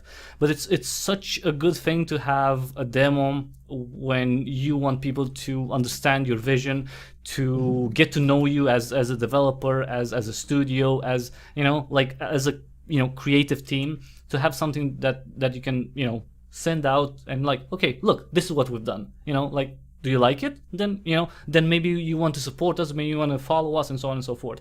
What has been the the response so far from launching the demo? Which, by the way, I know it's short, and it was disappointing a little bit when I played it. It was so short, but given that I played the full chapter 1, I don't really know if you had really any other way to put it out, because the way chapter 1 plays, you can't just section it off and put so in that regard, for people who played them and wanted more, like me, like when I played them I wanted more, obviously. It was either you get 20 minutes of the intro, or you get like 2 hours and a half. So it was literally was that different. So it's just, you couldn't put more. It's too big for a demo. Yeah, it was definitely. Yeah, it was definitely. It couldn't put like that. Yeah. But that's the thing. But what have you gotten so far from it? Oh, so far people really like it. I think it's really lovely how people have received the game so far. People who were able to play it, or people who saw the trailer really like the music, really like the ambientation so far. So in that regard, we are super happy. The only thing that we hear, the only complaint that we kind of, but it's not a complaint, it's more like, man, I wish I will be able to play a little bit more than just 20 minutes. That's a good complaint. Like that's it's a good complaint. Yeah. It's 20 minutes, and it's 20 minutes full of story. But after that, because people also maybe you want to like solve more puzzles. Yeah. Because after that you suddenly are like open to the world and full of puzzles there that you can solve. I mean, so in that sense, I mean, people is happy what they see, but they will like to see more, and we would love to show them more. The thing is, it becomes too long if for a demo if it's released like all the chapter, and you cannot, as you say, cut it like just what it really, because I was thinking broken. I was thinking today, it's like, okay, wait, because I played the first chapter, and it took me 2 hours, like we talked about it took me 2 hours, but like I sped through a few sections, so it's definitely longer than that, like 2 hours and a half, 3 hours, something like that. And there was no point when I was like, you know what, you could have cut it off here and just put that as a demo. There's literally no point. I mean, you could technically, but you would put out a broken piece of story, right, and piece of game to people if you did that. You could have put like a timer, and you could have like cut it off somewhere, but it would have been so bad to leave it open-ended, like with people, without doing all the puzzles, without with items that you have no idea where you would use them.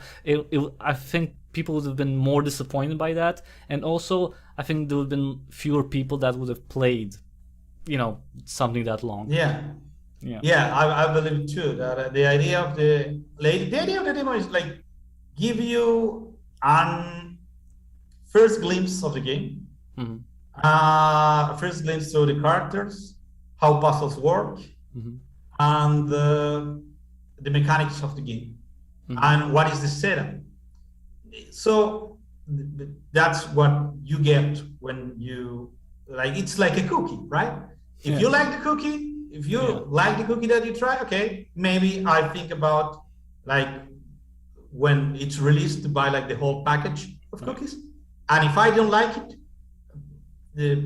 everything fine, man. I don't like this kind of cookies. Right. So that's what we are going with the demo. Like, okay, now you know about the characters. You know how puzzles works. They are going to be more difficult in the future, but the thing is, we want to introduce you to the puzzles mechanic if you are not familiar with them. So if you see the idea is like this first chapter is a tutorial. The thing is, it's so subtle that you don't realize it's at least that we think that it's a tutorial, because basically what you have to do is you have to at least see something, grab something, combine items, and talk to someone to be able to finish this. Right. To finish this. So what we are being sure that you as player before we release you to the woods, you know how to in the unknown, right? Exactly. Before we release you to the unknown, we must be sure that you know that you can combine items, that you can talk, that there are things that you have to search in some places. So we are sure that you know how to use everything. Once we know that you know how everything works, now you're free to go. And at the same time, we are showing you all the things that you can do. So that's like a good demo for us. It's sharp, but then again, it's really light to download. So it's not like you're downloading, I don't know, like 3 gigas or 20 minutes. It's not a big investment, right? It's very light. It's just click the button, just go do some tea, and when you come back with your cup, click. Depending on your bandwidth. Well, I'm sure, but come on, like you're all about the 80s with the unusual findings. Put something more 80s. What's something 80s? Like in terms of the drinks, like some weird fizzy color drink, maybe? I have no idea. What would be a drink of Coke. the 80s? Cherry Coke. You think so? Yeah, I think with cherry Coke will be like a very 80s stuff to drink. What was it in? I have no idea. It was in the 80s back then, because like we've had it here like way later, way later. Well, for Argentina it was 80s, end of the 80s, beginning of the 90s. Oh, okay, but I okay, think okay. for the rest of the world it was like No, we maybe had it like sure. super late, like after the mid 90s, I think. Like Yeah, it's great. last week it was released, Cherry Code. Yeah, pretty much. Pretty Well, much. we have a joke here that like Romania is 20 years behind like the developed world.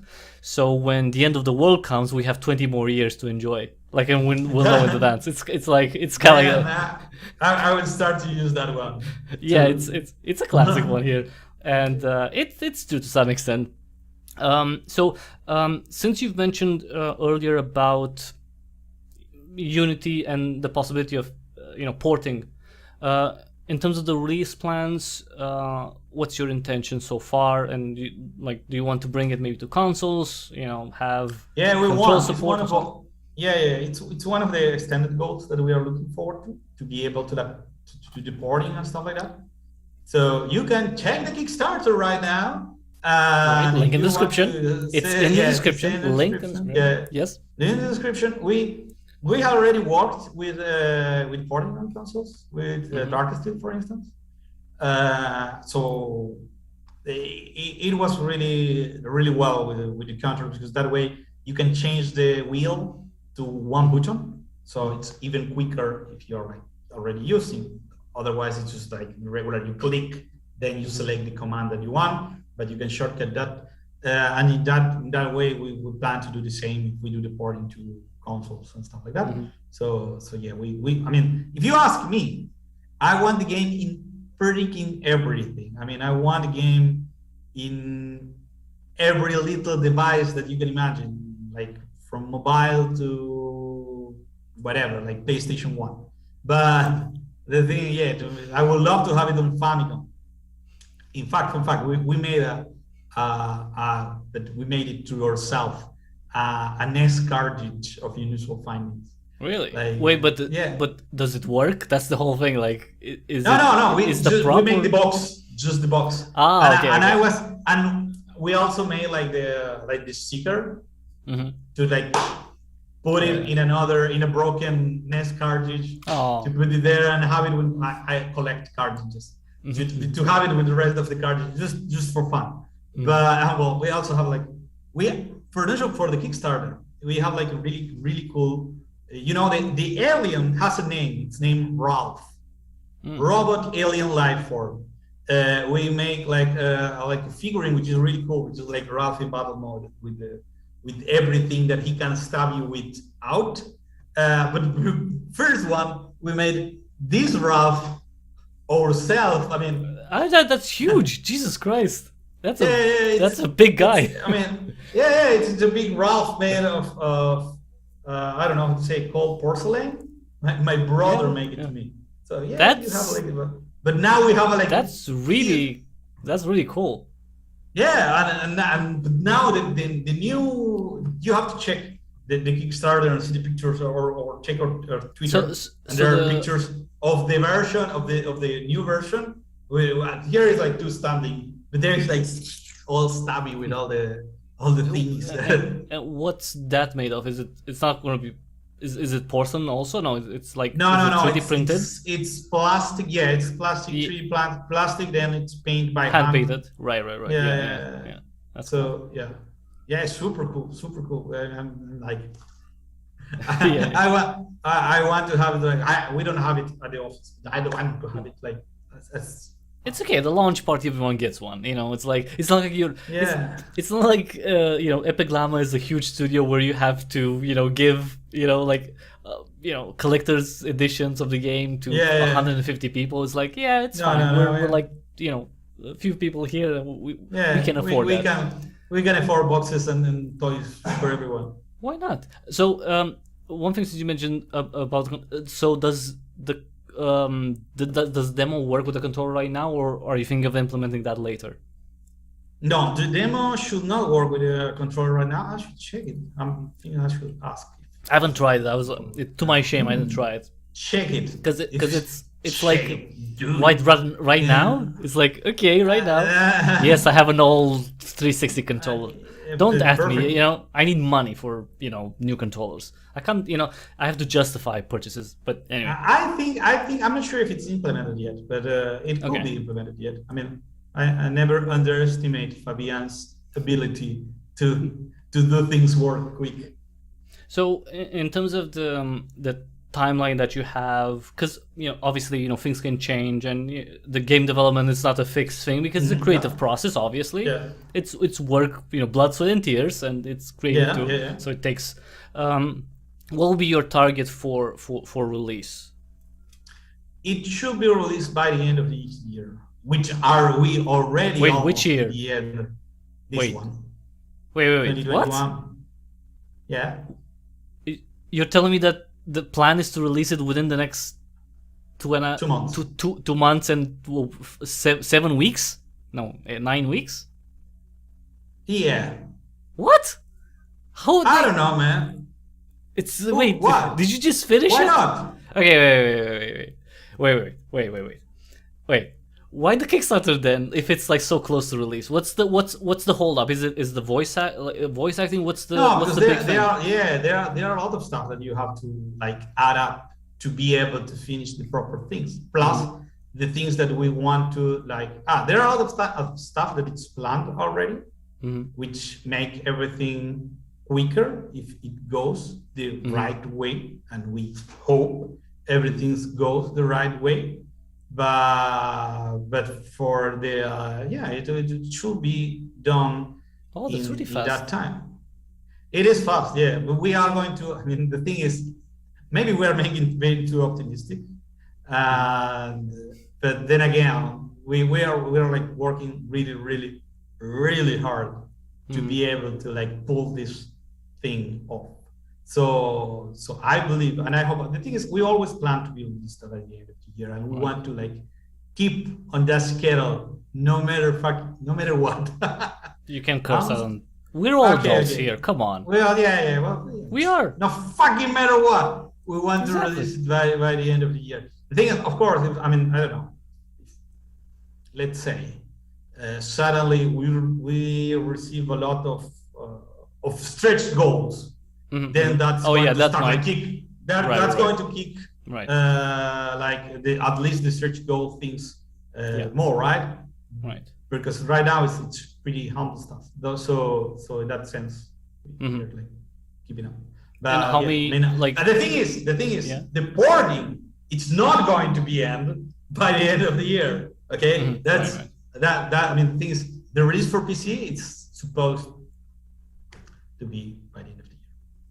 Okay, and I just forgot my. And how many chapters are you planning for? The base game. Let's say like that. Yeah, it will be 3 chapters and the final chapter. But the thing is, I mean, it's intro, chapter 1, interlude 2, chapter 2. No. Wait a minute. Intro, chapter 1, interlude 1, chapter 2, interlude 2, chapter 3, final part. Okay. Okay. And that's it. And that's the end of the story. And after that, Unusual Findings 2 in the 90s. And after that, Unusual Findings 2 now in the 90s. I mean, against ninjas. Just a thought experiment. Okay, so I'm not, you're not saying that you're making anything, you're not planning anything. That's fine. This is just like, if you would choose another era to do something similar in, what a decade? What decade would you choose?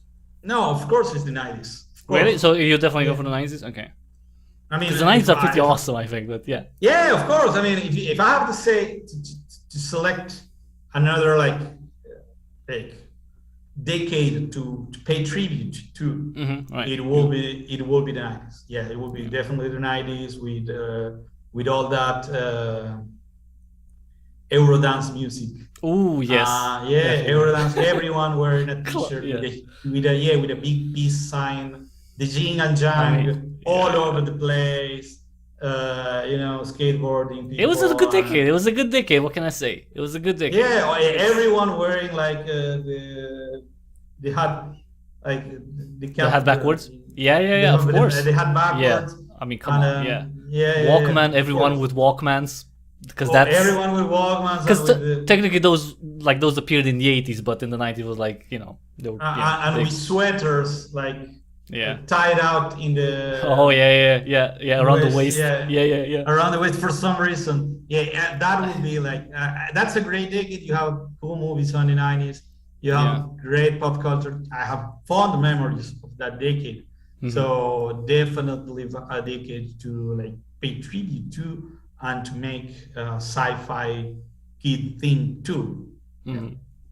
But the decade that I love the most, and I'm really proud of, is the 80s, and who knows will find it, which is the game that we are making right now. Right. Well, this is the focus right now. Like tomorrow, different things, but today. Tomorrow it's a different day. We don't know. It's of course. We think. I mean, I think the problem that we have is that we like to make games, and if you tell me, oh, now let's make about the 2000. Oh, yeah, sure, why not? Let's make about the game of the future. Yes, it will be so cool. Let's make about games about, I don't know, living under the ocean. Oh yeah, sure. It will be so cool to have blah blah blah, blah yada yada yada. That's something that maybe it's problematic because we love to make like I mean to say so many weird things and adventures and make games and stuff like that, which is hard to focus on something sometimes. Right. You always want to start a new project. Of course, yeah, that's a problem that all game developers have. Yeah. You let a game developer, go to the toilet and come with like 4 new game ideas. Right. If it takes too much, making number 2 or something, right? Yeah, so yeah, that's something that happens. So yeah, we love making games, but well, you're close to the finish line, so that's really good. Yeah, we're super proud of the thing that the product that we are like making here, or the game that we are making here, and I mean, we want every freaking one to check it out if you have like 20 minutes to spare. It's not a long demo, so anyone can play it, and it's straightforward. It's not very difficult. If you're new to the genre, also you can definitely play it, and it's not going to be any major challenge for you. So yeah, definitely check that out. It's okay. Outside, I'm not gonna assume, because it's probably not, that you're playing anything right now. Is there anything that you look forward to? Because with the Kickstarter and making a game, I don't know how much time free time you have. Probably not. The thing that I look forward to is to finish the game and release it. That's, to be honest, that's like the only thing that we are making, and personally, is the only thing that I am making. It's like trying to finish the game. No, I mean, no, sure. In terms of game, no, I mean like anything that you look forward to in terms of like playing, like specifically playing, not working on, just like sitting on the couch or. I would love to have time right. to think about other games, not to play other games, to think about other games. But no, I mean, recently I was checking some console that was broken, and that was my like weekend fun activity. I couldn't fix it, but no, I mean, there are a lot of stuff that we are not making just to finish this game. But we are, I mean, well, at least I am super happy because we are really proud of how it's looking and the reception of the people is having. And I love to see streamers when they like play the game. What do you mean? Or see videos of people playing the game. But weren't those like the full game? You mean? No, but like playing like the chapter, the extended demo, right? Wait, okay, so let's. I mean, okay, this is a bit like inside stuff. So you mentioned that there's a full chapter that's playable. It's not available for the public. Yeah. Okay. Yeah. What was the idea? Like, okay, not the idea. What was the intention with that? Like, did you like shop it around to like press and YouTubers and streamers like that? Is that exactly is that... the idea? Since the idea of this like big chapter for YouTuber streamers that, as I say, I love to see them play. It's that you as press or as YouTuber or streamer or whatever, you can show a bit more about the game, but it's not going to be a long session for the player. This is a streamer, you can like cut it right away or watch just a few minutes again and get an idea of what happened next. And for press to have like a correct idea and to be able to report to everyone how the game felt outside the initial demo. Right. Like so they have like a more informed decision to be able to say to the rest of the readers or to the rest of the people who are watching them how the game is going to be at the end, because we don't want people to think, this is super short. Who knows? Maybe the quality drops radically, or it's just quick. It doesn't. When you said that, I'm thinking of a specific game. Anyway, I'm not gonna mention it, but it's a game that had such a great demo, like a very, very good demo, and then drop the ball. Let's say in the later part of the full game they dropped the ball. Yeah, unfortunate. But that can happen. But that's what I'm saying. That can happen technically. Yeah. Well, you didn't see the last part of the game. Maybe we suck at the end of the game. Yeah, you don't say that. Not even as a joke. No, you have the best game ever. That's how it's not a disappoint and click, it's a point and click. The thing is that's why it's fun, yeah. The thing is we don't want to disappoint you, that's the thing. And we wanted to show to the official press and the people there weren't a lot of people who jumped on that. Is that like, was that an issue? Is that an issue that you're having? That people are like, are not covering this extended, build?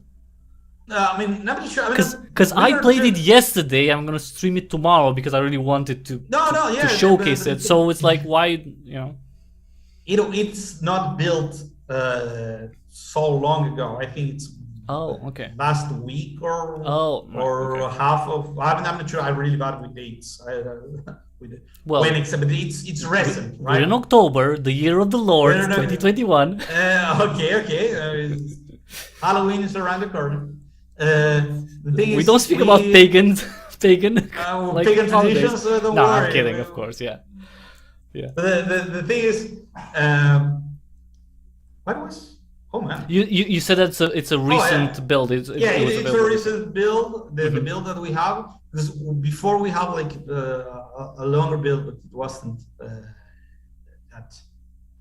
that well built, since it's still a work in progress. In fact, the demo that you played probably is going to have at the end when we release the full game, a few things are going to change probably. Right. Yeah, that makes sense. In a sense, some animations. I'm not sure if there is one or two voice lines that are with the audio missing. I'm not sure. I have to check. But maybe you can find something that have this kind of like issues in this longer version. Sure. Small things. It's not like it's small. If you think that it's like huge script and stuff like that. Right. But it has to be fixed for the golden version, for the final product. So that's and we are just releasing it yet. But the thing is, the idea is like press to cover it. But then again, it's really hard to make press to cover it because there are so many cool games that are being released. I mean, it's something really. Is that really the problem? Is that really the problem? I mean, let's be honest. Is that really the problem? No, but I'm being honest. I really believe. I really believe that there are. Like, it's one component. Time is limited, right? Of course. Time is limited, and games are not. Games are released. Technically, they're also limited. Sure, but they're also limited in numbers. They are limited, yes, but since every day you have new ones, right? No matter. I mean, if today you try to beat all the games that are released already, of course, you're not going to be able to. Yeah, it's impossible. You're not going to do it. Yeah. If you try to cover all the games that are being released, also it's going to be like a lot of hard work because it's impossible. Are long. Yeah, but it's how it is. It's like when you see, especially like websites, and they have like 50 articles about Cyberpunk within 2 months. You know what I mean? It's kind of like that. It's like I'm one guy, and in the course of 6 years, I have probably covered 3,000 games. It's like, yeah, that's one person. Like, if you have a team of people with, like, you can cover more than, it's, I mean, it's, you also have to want it to do stuff like that. It's like, yeah, this is a cool game. Yeah, I really don't have that insider information that you may have. It's not even insider. It's like, you just look, you observe things, or, like a game like yours, right? It's like, it plays on so many things, right? That can capture an audience. Because they think like that. When I say they, I mean, like the biggest websites, and maybe probably also the YouTubers and streamers. It's not intrinsically bad, but when that's the biggest thing, is like, how many views can I get? You know what I mean? So what's this game about? How many views? Because there are people who still play every freaking day Minecraft, and I like Minecraft. The vast majority of the world likes Minecraft. I'm not gonna play Minecraft. I've never played Minecraft on stream because I played on my own a little bit, and it's like, no, I want new stuff. I want to show people new things. I want them to discover new things. Because I'm interested in new things. I want to move on, and it's a normal thing to try new things, and to be curious about new things and so on. But when you do the same stuff, and when you do the same stuff and you have success with it in terms of views, right? Mm-hmm. You don't think of checking out something new. It's a risk, but people, because they value the views over, the curiosity and the ability to show something new, right? They go with what's, they write what they know. And also they have to reach, but they have to be reached, right? It's just a choice. The point is that it's not necessarily about faulting them, right? It just for me it's frustrating because that these people just cover the same crap every time, right? It's like, it's such a boring thing to me. I don't even know, it's like, you look at some people like, how can you play the same game for 20 years, or not 20 years, but you know what I mean, right? And I have played games for 20 years. No, but in terms of coverage, when you see episode 67 or some game, I'm not saying there's a place for that too. I'm not saying anything like that. Yeah, but I mean, I have a guilty pleasure, which is watch Warcraft 3 videos. Yeah, that's fine. But that's an old game. There's nothing wrong with that, but it's like, it is an old game, right? But how many are especially big channels, right, focus on very few games? That's my point. You know what I mean? It's and websites, and it's like, especially with indie games, it's hard to get press. And one of the reasons why it's hard to get press is because the primary motivation is views. If I cover this game, how many views am I going to get? And if you think like that, which it's morally, it's not, you could say morally, it's, you're thinking about your financials. That's important. It's not like you're immoral if you want to make money. That's, it's not an immoral thing. But when you do that, if everyone would do that, then you would not have anything else covered except the things that are super popular, and then they're pushed, with marketing money and everything, right? So my view is I'd rather cover indie games because the thing is, I would really appreciate that everyone that cover indie games, we should try to reach them. I mean, you point me to people that I have to send a mail, and I send an email, and then we say, hey, how is it possible that they didn't cover us?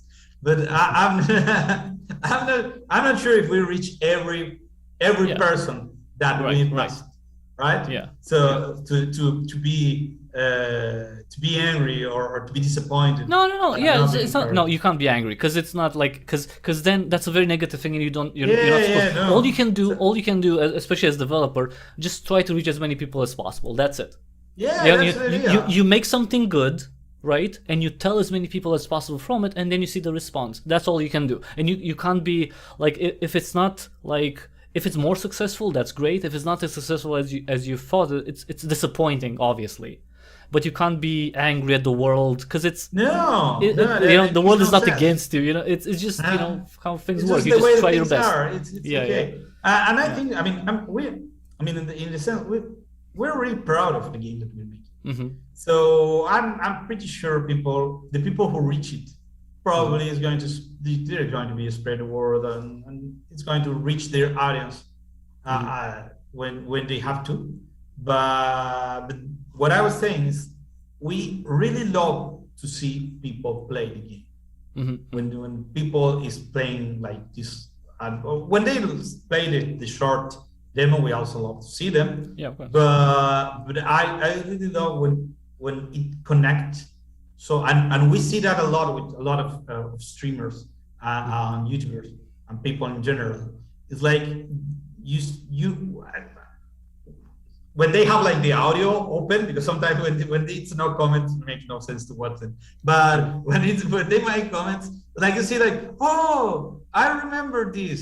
Oh, it reminds me of a movie. I will write this movie that I want to rewatch now.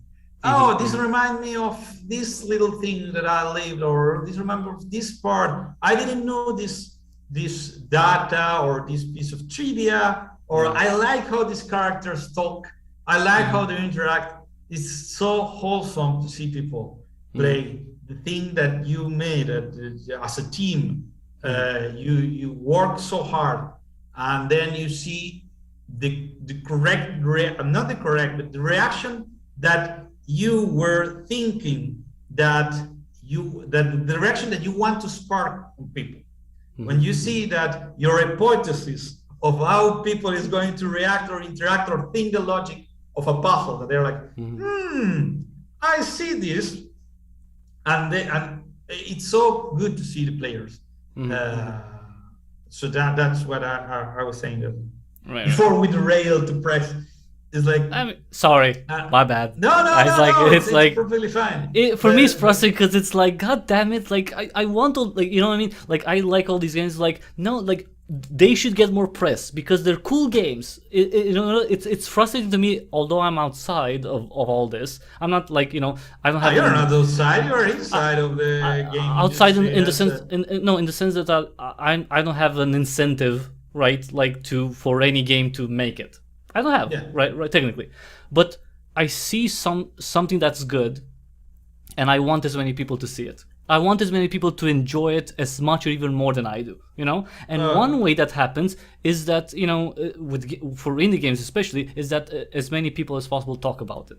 So they reach everyone in Germany who plays a lot of, you know, point-and-click adventure games, you know? All that stuff. So sorry, because for me it's not competition. It's like, yes, I want as much coverage as possible from everyone, because when that happens, you know, the game that I like is enjoyed by more people, and that creates a good feeling for me, and I'm glad that the person or the people who made that game are rewarded for it. You know, because I want to see that. So I want creativity. Keep making the next game. Yeah, exactly. I want creativity to be rewarded, and how, you know, and that comes with sales, and that comes with, you know, reaching people, and that comes with marketing and you know, and coverage. So that's why it's, you know, it's like, yeah, cover this one, like, you know, yeah, Kotaku, like, you know, write about unusual findings, make a comparison. Yeah, make a comparison between Stranger Things. Why top 5 reasons why Unusual Findings is better 80s trivia than Stranger Things season 3, I think. Done. That's the article, Kotaku. Congratulations! Like I've already given you the you know. See, you know what I mean? Like, you can do the angle. That's the whole thing. But you have to, you know, you actually have to want to do the work. You know. And you people watching this come right to the press exactly, and ask him about coverage. Yeah, just spam Kotaku and at Epic Llama and at me if you want. It doesn't matter. Just, you know. Tell them that. You were very specific. You know what I mean? But it's because it's clickbaity, you know. But it works. You know, it's clickbaity, but it works. It was something because you know, especially big websites, they go for traffic, and one of the things they do clickbait to get traffic. But this is exactly the thing. It's like you take a game, right, your game, Unusual Findings, and you compare it to something that's very popular, which is Stranger Things, and that's gonna draw the crowd for people who, oh, I've heard of Stranger Things. Let's look at this. You know what I mean? So when they go in, they read about it and like, oh, you know what? I should try that game. You know what I mean? So it's not that difficult to bring you know, the attention to something using, you know, a different type of media, and get, you know, so many views at the same time. You get so many views because, you know, you mentioned, you know, Stranger Things, and in doing that, you know, you get the money, and you get the views, you get the money, and the indie game that you covered, gets the eyes, and that's gonna get them more sales. And I mean, I mean, I think it makes sense what you're saying now about the writing an article with that kind of stuff to bring. And you know what? I do video games. That how just, things work. No, but that just came to me like right away. Like I didn't think of that. Like it didn't take me more than 5 seconds to think of that, or even like 2 seconds. That. You know what I mean? So, but imagine if someone put in 15 minutes to come up with an angle.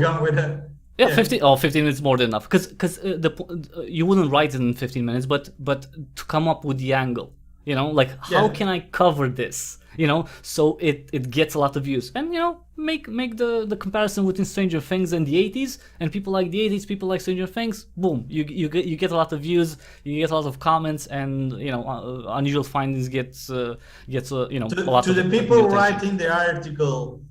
Please credit.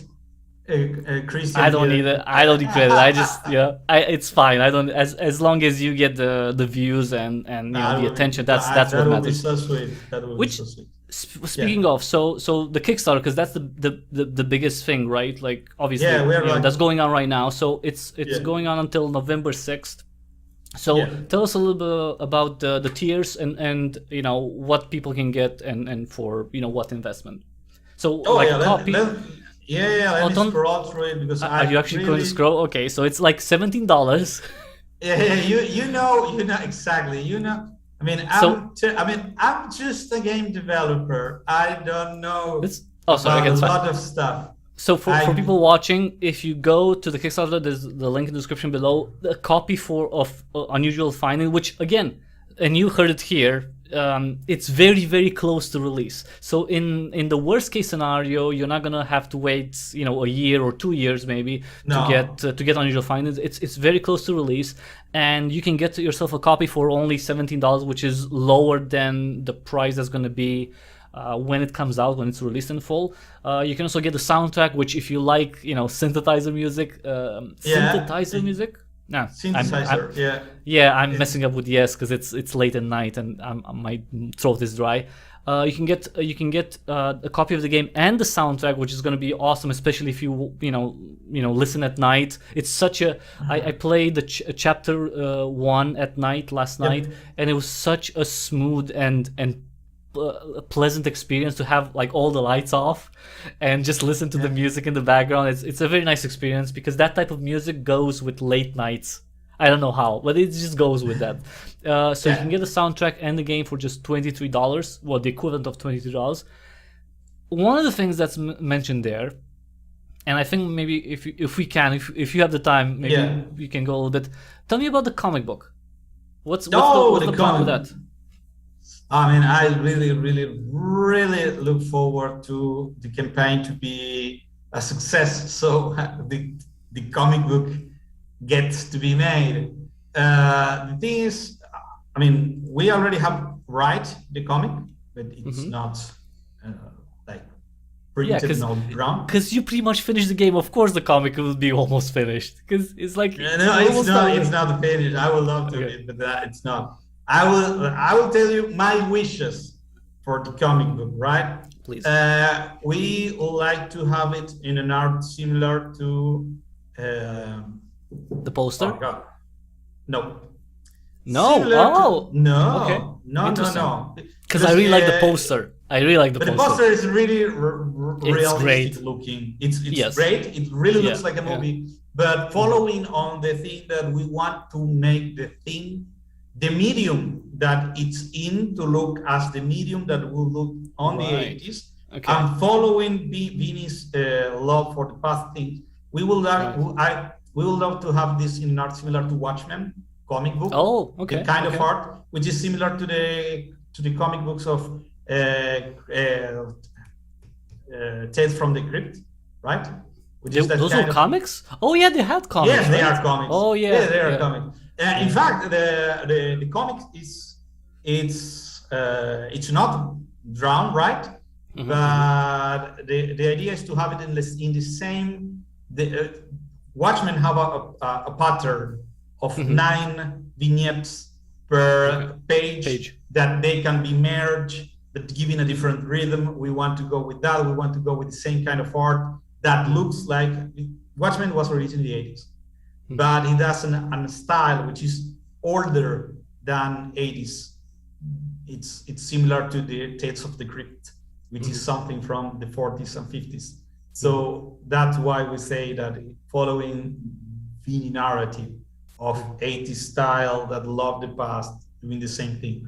We want to have this comic which tells a tale previous to the event that happened in Initial Findings, expand a bit more about the kids, about their relationship with Bull, a bit more. How they met him, or something like that, like how they met the first time they met, or something, or a different adventure.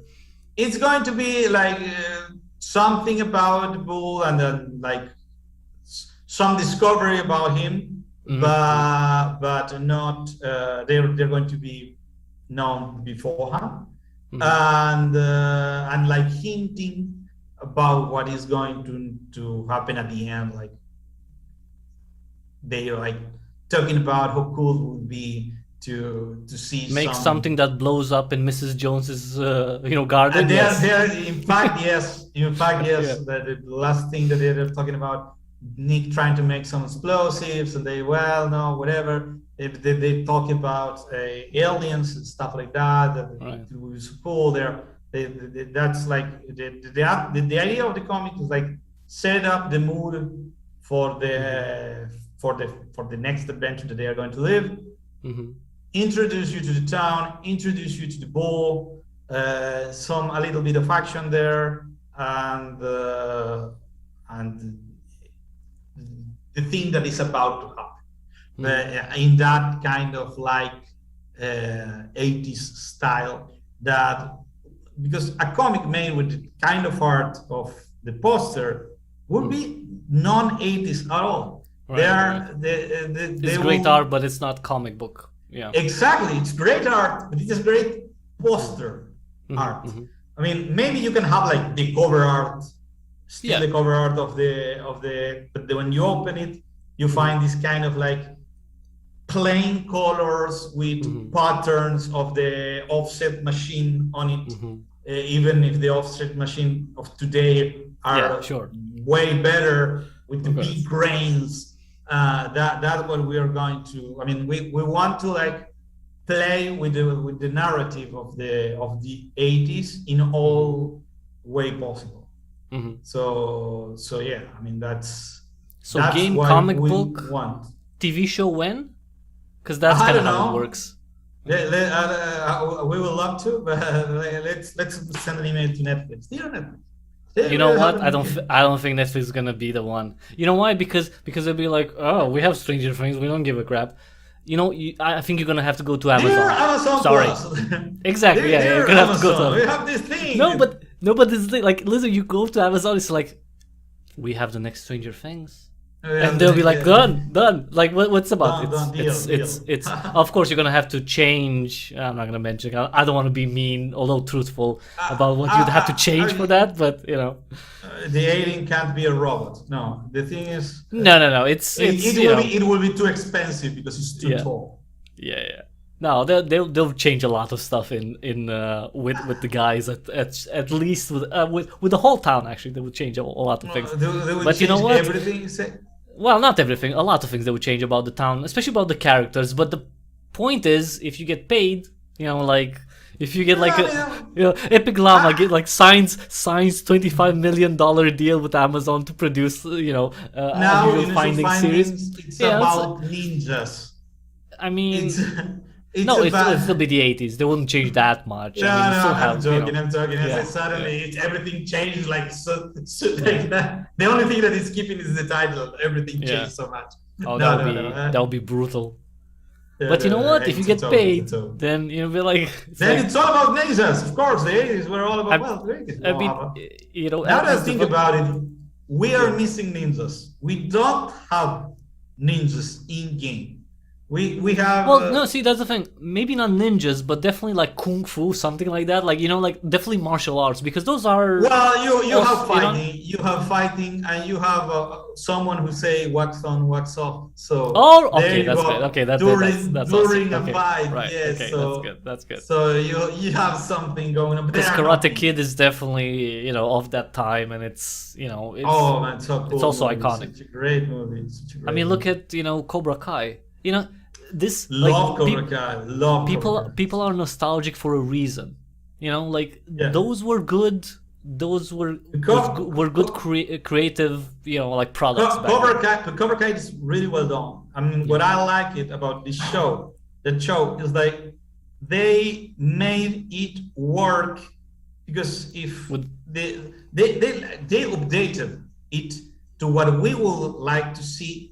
I mean, for me, Karate Kid as a movie, if I see it today, when I was a kid, it was wow, but when I see it today, it's like, yeah, of course, different. Yeah, yeah.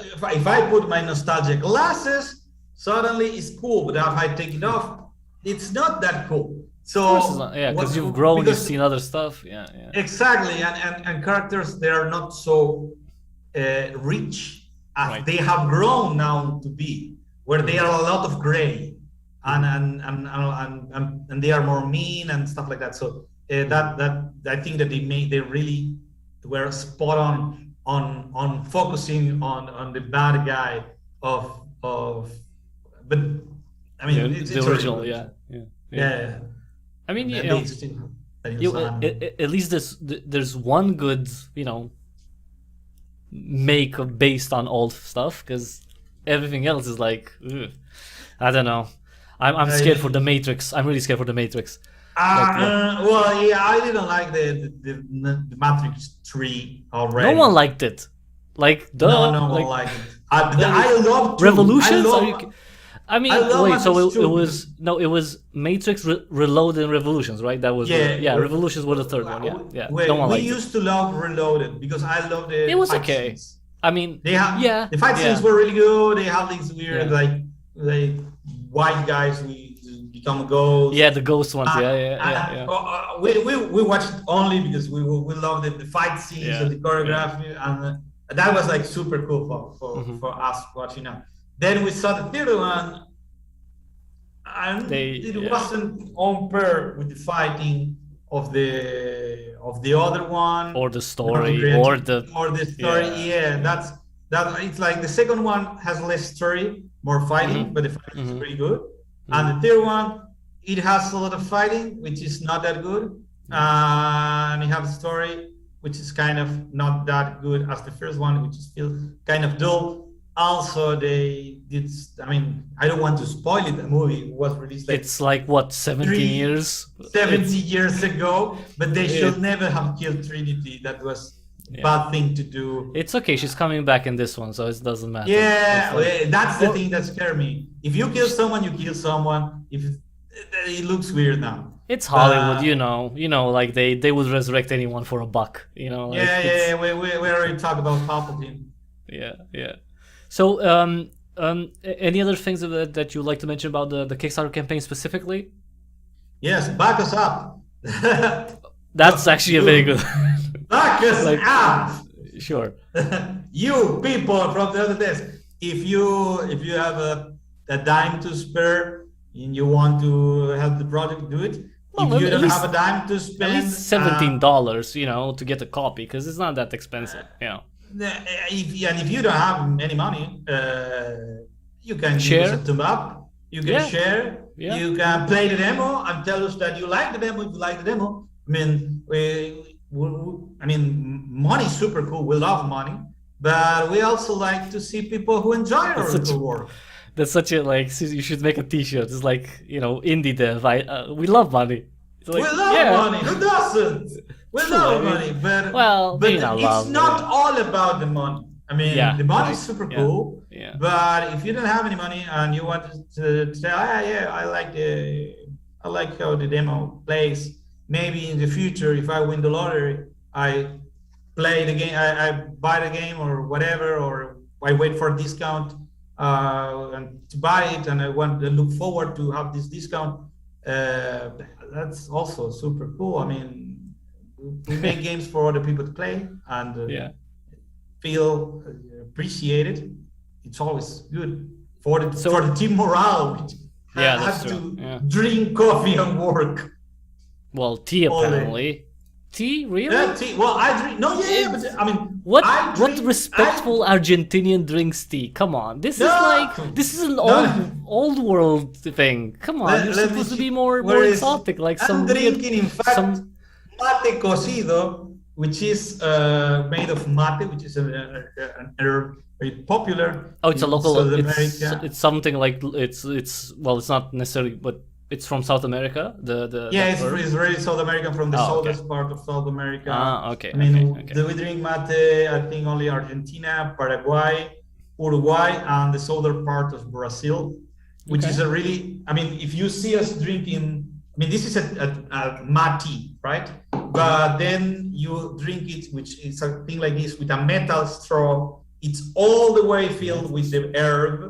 Yeah, and we drink it and we share it with freaking everyone, which in COVID times, it's Yeah. something you should not do. But You know what?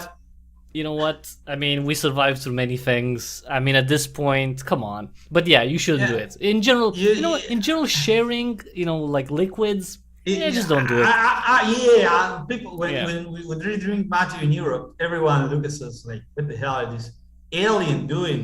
With with just because you see a guy with the weird shaped cup drinking from a metal straw, which is all the way to the top with some green herb and water, and what the hell he's doing, right? It looks sneaky, and he passed to his friend, to his other Argentinian friend, and he has You a know. drink. And he's like, what the hell is going on here? Yeah. It's just mate. It's something really.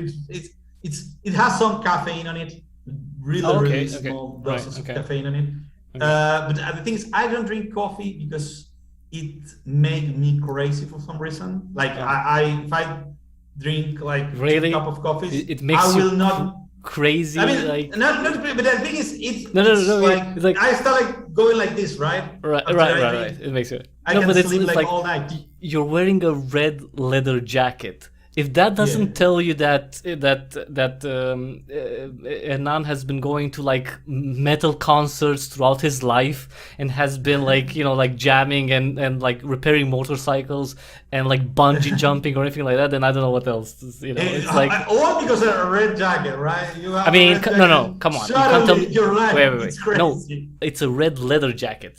That's a fashion. That's a statement. Not everyone wears something exactly like that's a that. Come on, statement. that's badass. That's like like you're one step away from having like a Harley Davidson and like doing a road trip from From Argentina to Romania in a yeah, you motorcycle. can't. It's a little bit difficult, but at least at least the Americas you could do. So yeah, of course, yeah. Yeah, Well, because you got that vibe. you will I be don't know why. disappointed. You will so disappointed. But I travel a lot. Yeah, like I like traveling, but not in motorcycle, by plane. Not yet. When Unusual Findings makes a lot of money and you sign the contract with Amazon and stuff like that, you'll buy a Then motorcycle I bought, eventually. then I bought a motorcycle and do bungee jumping in a motorcycle. So I would not advise it, but I mean, if you have a lot of money, why not? I mean, it's still it's risky though. It could be a marketing Gimmick. thing. Yeah, why not? who, Yeah. whom else can say that he made that? I mean, you Maybe can say you have gone to maybe you in a space. year. Yeah. Yeah, exactly. You can say I have gone to space. A lot of people have gone to space.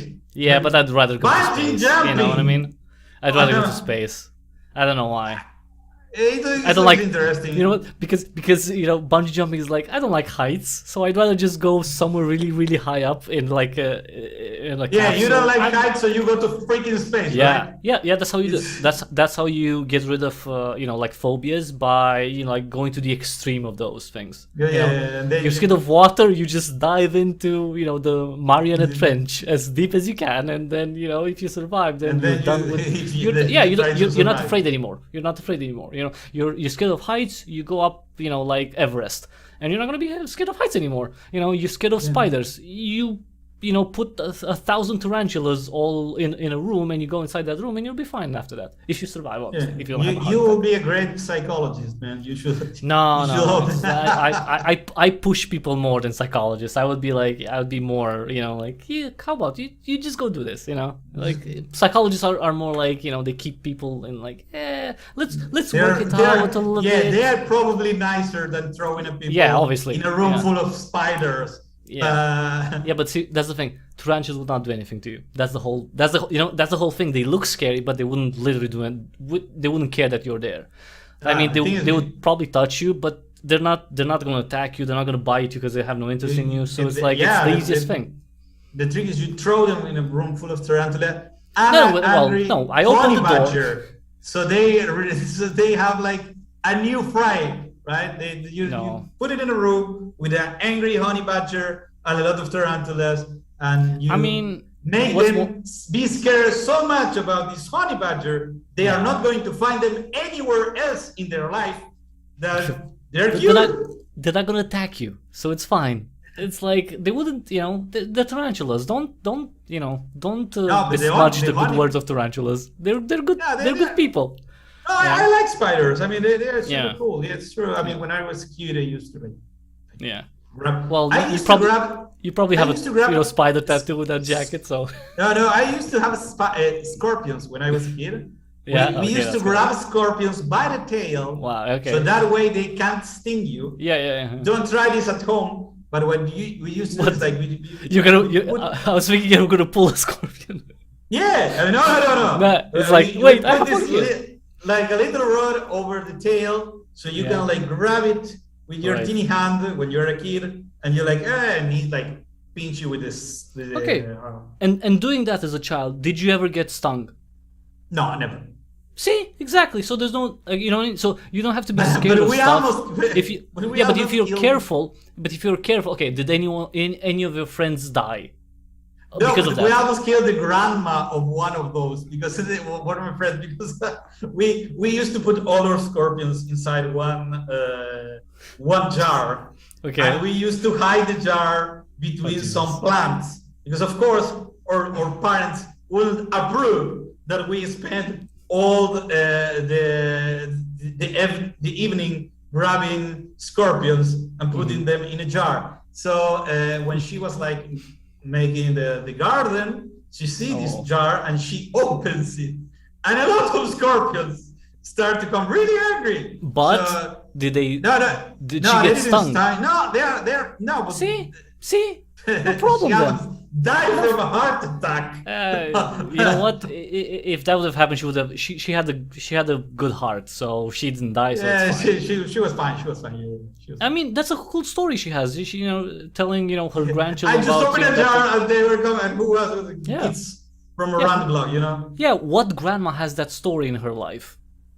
I mean, nothing happened to her, so it's fine. I think it's fine. It's fine. As long as you're careful and no one dies or gets seriously hurt, then that's just a great story. It's okay. Yeah, of course. You can make a game. A mini game.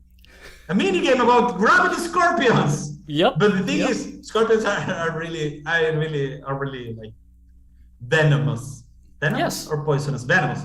They're venomous, yeah. Because poison is when you eat something. It, yeah. Right. Yeah. Yeah, they are venomous. You should not grab it with your naked hands. No. It's not a good idea. Don't try it at home. You're not an Argentinian like Steve Irwin, so don't do that in general. No. Friends have ended in the hospital too. Yeah, I was stung with one of those just by walking because what they didn't do. Okay, but They enter your that's shoe. A different thing. That's a different thing though, because you didn't know. Yeah, exactly. When you were going hunting, you were paying attention to where they are. You're prepared. Yeah, of course. I mean, it's not your fault if a scorpion went somewhere and you didn't see it and it stung you. Like, because that's like can happen, randomly. Yeah. If you go hunting, they can sting. I mean, yeah. So there are no scorpion-related mini games in the game. That's disappointing. I gotta say. Yeah, that's why. That's disappointing. That's a little disappointing. I was kind of hoping Yeah, I was kind of hoping that you would go to Vegas, in chapter 3, and then you'd have some scorpions around, and you'd you'd have a mini game where you had to grab like 5 scorpions and get their venom to get the venom to make a bullet to shoot the alien with, and that's it. But you don't have a scorpions, but you are going to find something which is kind of scorpiony, and it's also poisonous. And I think there in the trailer there is a frame or two about those guys. I'm not sure, but they are kind of like weird creatures that have a tail. Now that I think about it, since we were talking about a manta ray. No, it's not a manta ray. I know. No, it's not a manta ray. It's a weird thing. It's not a local thing. It's a weird but a real thing. Like it exists. No, it's not. Like... No, it doesn't exist in reality. Okay. I thought it was like a. We hope it doesn't exist in reality. That would be funny. But yeah, you're going to maybe find another kind of creature. That'll be funny if like in like a few months you see like articles everywhere is like indie game from Argentina discovers the first of its kind like creature that venomous creature that only lives in we are really naming it. They are game hell mites. So if they are like if they discover them, then you already have the name. Oh, great. Well, yeah, but it's like but you also have to find like a Latin name, like I don't know, Villanova, whatever, so, right? Like something weird, like because they always have. Sure. I don't know. What's hell in Latin and might? Something with bite and hell. I don't know. I have no idea. I really don't know. I have no idea. How anyways. hell is all right, so where can people find you? Where can people, follow the development of Unusual Finding, which is very close to finishing? You can find us on Twitter at Epic Llama Games. You can find our website, Epic Llama Games. And you can find us on Facebook as, guess what? Epic Llama Games. You can also check Unusual Findings on Steam, and you can also go to the Buka dedicated Discord server. We have like a dedicated section about Unusual Findings. There is on Russian and there is on English, depending on if you Russian understand and English? Cyrillic. Yeah, really? If you understand Cyrillic, got Russian. You don't Why understand Russian? Cyrillic. Like you have a lot of Russian fans? Is that the? Well, we have a lot of Russian fans for Darkest Guild Castle. Oh. But Buka Entertainment, which is right. They are from Russia, so they are supporting us a lot. And they set up. I mean, that's where there are things that I'm not sure. I mean, I have to like read up because there are a lot of stuff that they are helping us. And thank God they are helping us. Otherwise, it will be so much work. That's where we can focus on development. That's it. So that's why you can like check there. I already say in Steam. There is also the itch.io. If you don't like the Steam and you want to download it, you can download it from itch.io. I think I have links to both of those in the description, like both the itch page and I'm sure I have. Both the itch page and the Steam page. There you go. You are right. I think that's it. I mean, I'm not forgetting it. Well, the Kickstarter. Come on, check the Kickstarter. Unusual Finding. Google that. Check the Kickstarter. No, don't Google. It's in the description. You don't have to do anything. It's in the description. Look just under. Click everything. Exactly. Look under this video. Click on everything, and then you send the mails to the press. Send mail to the press. Tweet at them. Tweet at them. Like spam them with something. Yeah. What are the 5 differences between any 80 shows? 5 reasons why Unusual Findings is a better tribute to the 80s than Stranger Things season 3. That's the thing. That's the whole thing. And because in CEO has because we're doing such engine optimization here. It's like Stranger Things has like top 5 things. I don't know, like 80s because that's the whole thing, and tribute because it's tribute might be a keyword, whatever in that, so it's fine, Okay, well, you already know what to tweet about? you have to put like indie game in there too. Yeah. Argentinian indie game, blah blah blah blah blah, is better. Top 5 reasons why Argentinian game, because it's like it hits on Argentina. It hits like indie, because indie is like probably a keyword too that would get up in the algorithm. Latino game developer. I think it's a bigger Ooh, region. you really want to do this? Okay, Latinx developed. Oh, this is gonna be, because it's Kotaku. Of course, they're gonna be. I'm sorry, but there are people who those are people who don't play games and live in San Francisco. So it's gonna be Latinx indie game. What the top 5 reasons why Latinx indie game? Blah blah blah blah. So I'm sorry, but that's what you get. From that hemisphere, that's what you get. It's gonna be Latinx. Sorry. But Latinx, what is Latinx? I already got it. Okay, sorry. Really, I don't understand. But no, really, I don't understand. But it's okay. I mean, let's say a lot of people from South America don't understand it, but just go with it because we want the Kotaku article. But the thing, but it's true. I mean, we are from Latin America. We're Latinos, man. Nick is Latino, in fact. Everyone, well, yes, you're all Latinx. Just say that, and you're fine. In this thing, it's 2021. Okay. You can be Latino and Latina however much you want in your private life. In outside of it, you're Latinx, and don't say anything otherwise. Publicly, Latinx. That's it. Like within your private setting with your family, with your friends, you're Latina and Latino because that's your language. But outside of it, what you're saying. Okay, you know what I mean? It's like just like play cool, play it cool, because that's the narrative that we have to, that's really fun. I mean, that's really weird because in Spanish language, we assign everything is female or male for some reason. Yes, but it's 2021 and there's no such thing as man and female in 2021. You know what I mean? Okay. Well, I will leave it there. I'm not joking. Like I'm not joking. Like it's a thing. Like I'm sorry, but no. In the Spanish, you have some. I know what you have, but you're gonna have some new things.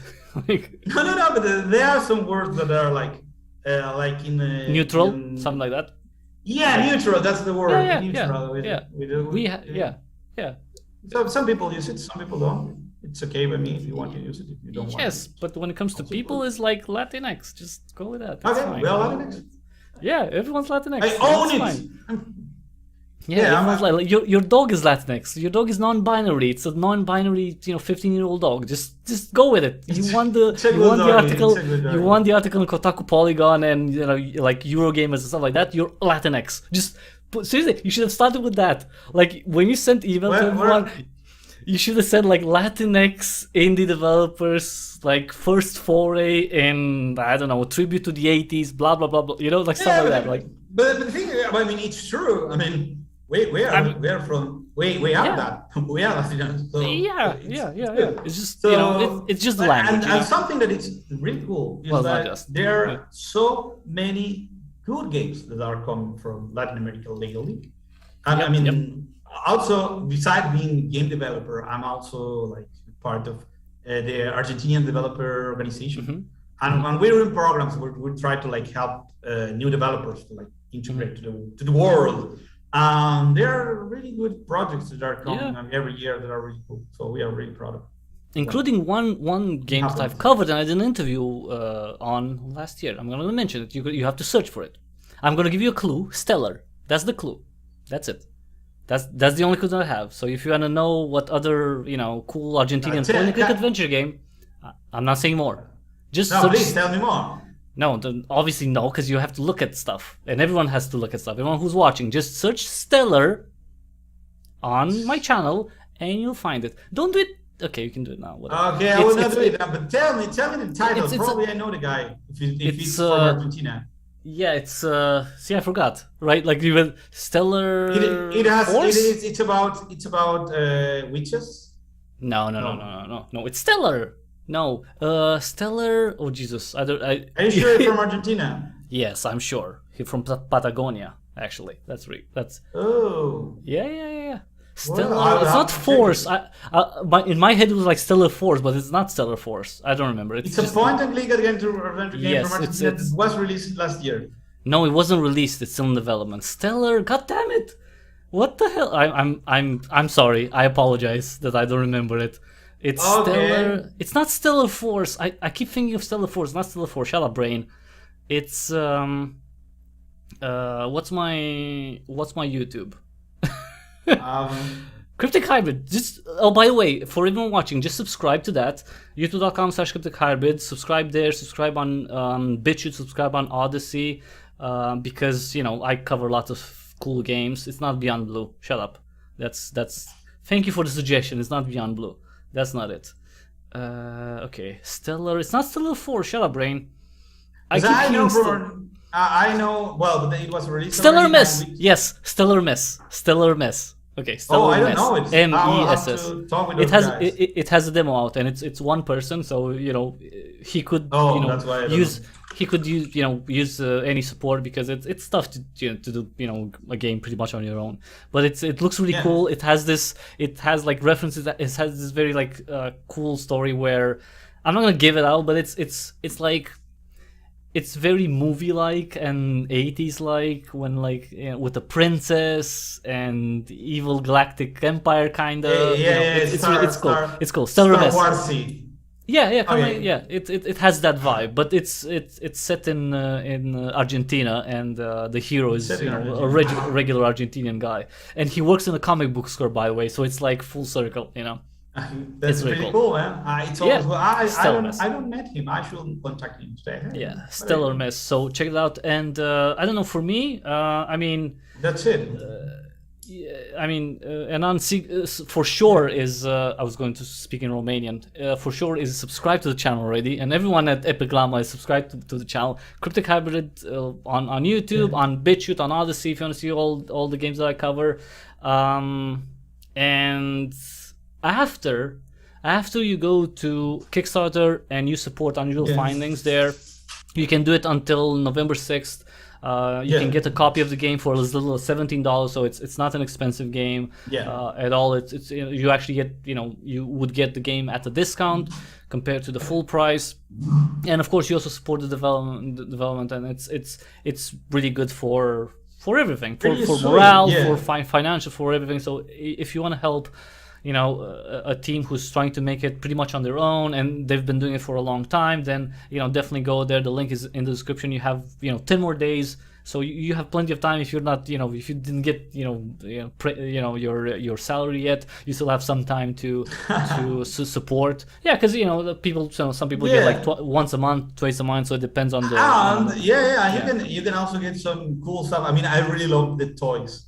They are like in the higher tier of rewards. They look so cool, man. I mean, you can get some. I mean, at the very least, the comic book, because it's not to get, because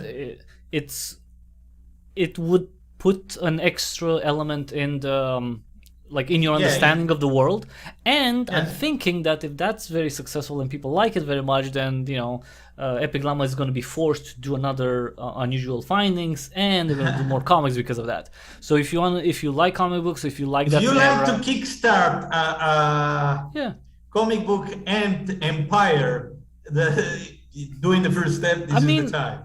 You know what? Comic books do actually pretty well on Kickstarter. They're not. I'm really new to all these. Oh, they're not the biggest money makers. Like if you want, big money makers, you do like tabletop games. Apparently, I mean, okay, tabletop games, but it's you kind of have to go all fantasy, I guess, and depending on you can do sci-fi or anything, but those make a lot of stuff because it's the packs cost quite a bit of like $100 or something for one. Yeah, so I guess. I mean, making the toys already is pretty expensive.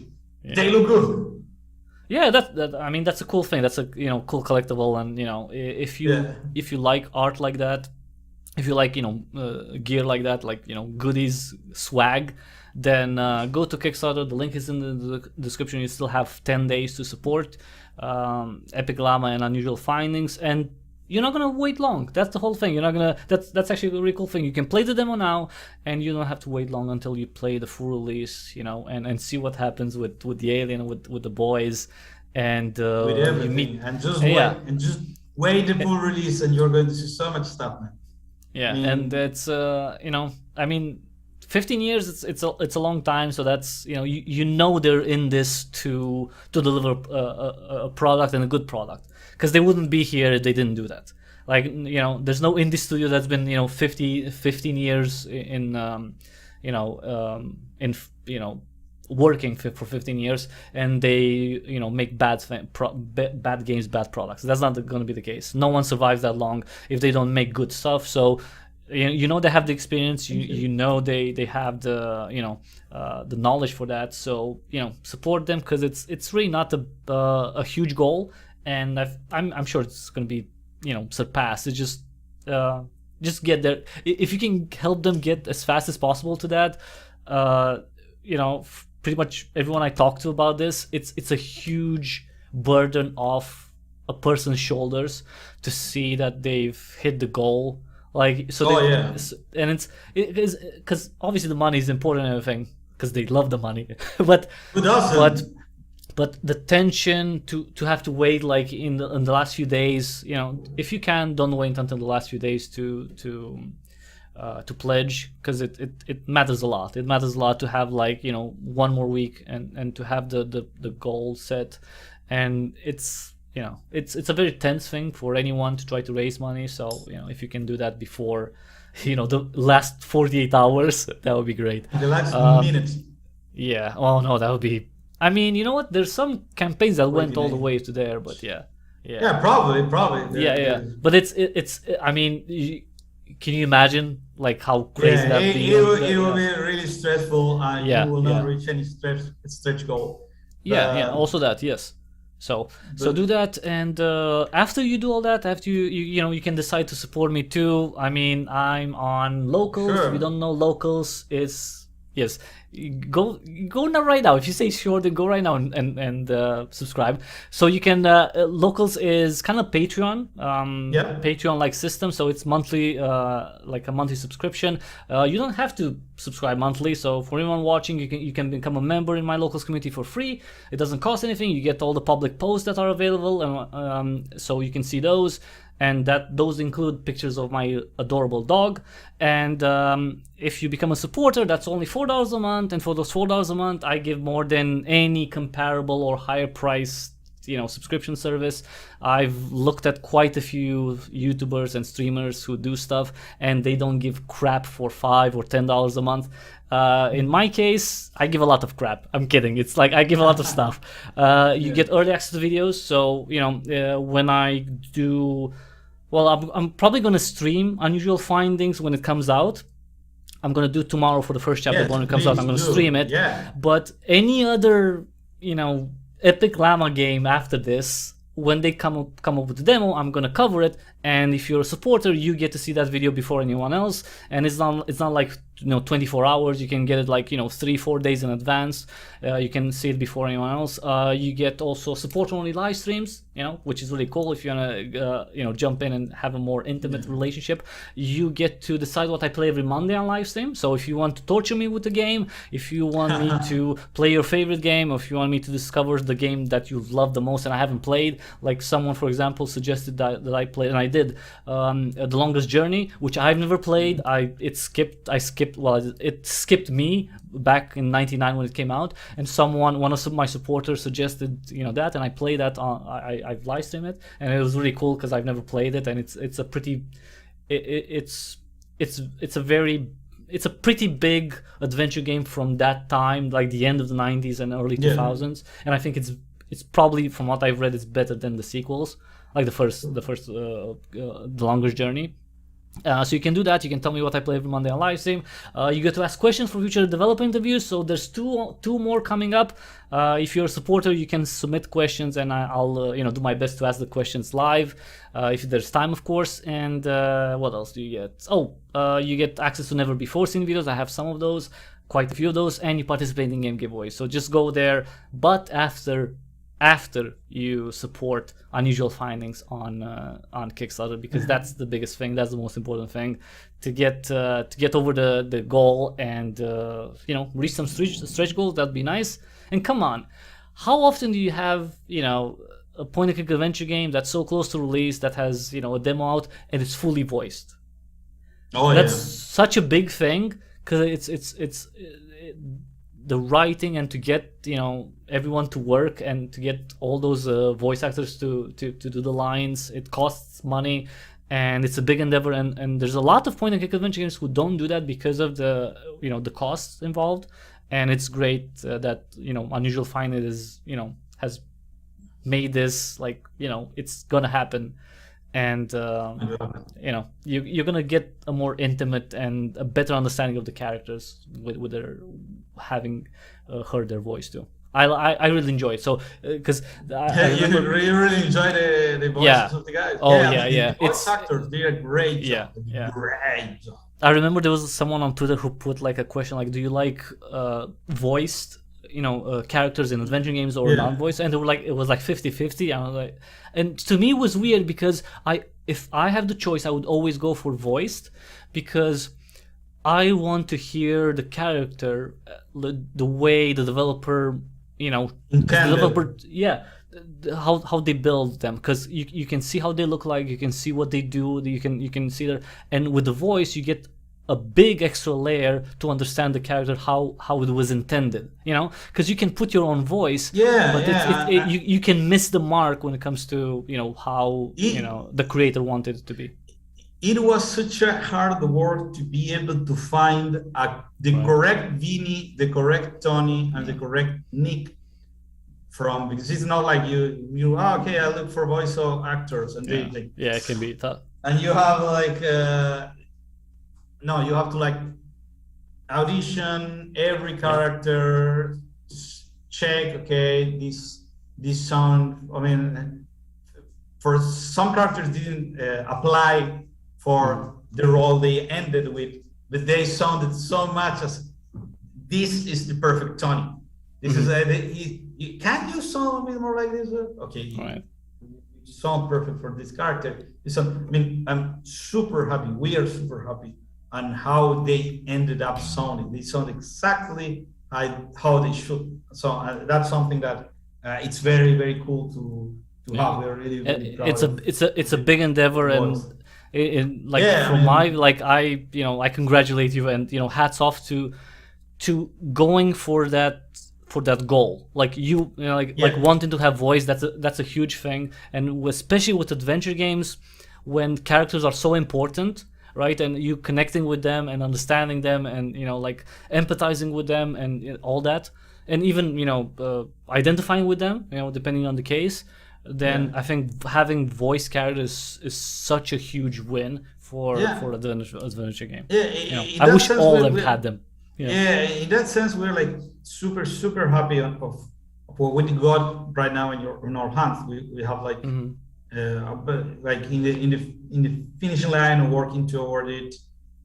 We have this really cool game. It is so big, it's so long, so much stuff happening, so many ways to play it, and we even have the luxury of having Grammy nominee as composer, a piece of the 80s as to be able to play it, and we don't be sued about using You Spin Me Around Like a Record from Dead or Alive, which we love. The pixel art looked sweet. I mean, I really, really love how it looks. So we are this is, sometimes people say, or developers say, well, it never looks as good as we believe it's going to look in our head. But in this case, what happened is it looks so much better than we thought it's going to be and looking. So we are super, super, super proud and happy of how it's looking, and we look forward to fucking everyone play it. So you had to curse. You had to curse. Come on. Yeah. I'm kidding.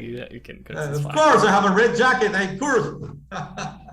That's a cool jacket. What can I say? That's a compliment. It's not a bad thing. It makes you look it's not a bad badass. Thing. I don't say it like a bad thing. I mean, it's part of the jackets come with the cursing. Yeah, right. Yeah. with the scorpions and everything. All right, Yeah, so scorpions and touches. any Okay, so closing that's it. words? Because Love you, man. Thanks a lot for. because it's like all the time 1 that a.m. you take. here, and Yeah, you yeah, know I would it's stay late. more, but it's more like on No, no, no. like I don't Yeah, want to impose on you more. No, because my dog it's already growling they want to here. go out. Yeah, he want to go out, and I Okay. have to take him out. We talk about this beforehand. Right. Yeah. No, thank you. You were super cool. Thanks for caring about video games. Thanks for caring about point-and-click adventure games. People support this guy. You have to support this because he's doing like a really, really good job. And if you have fun, I try with us talking, then you have something. Why don't you have him do more cool stuff? And well, thanks for all the people who like the game, all the people who play the game and don't like it, but didn't make a post about how terrible the game is. Any feedback that you send is super really appreciated. and you can do it on the Discord, right? That's what you can do it in very the direct. Discord, or on the Steam page. You can go to the discussion and hey, what about this? What about that? We really appreciate it, and thank you for your time. Man. Hope to see you on a convention.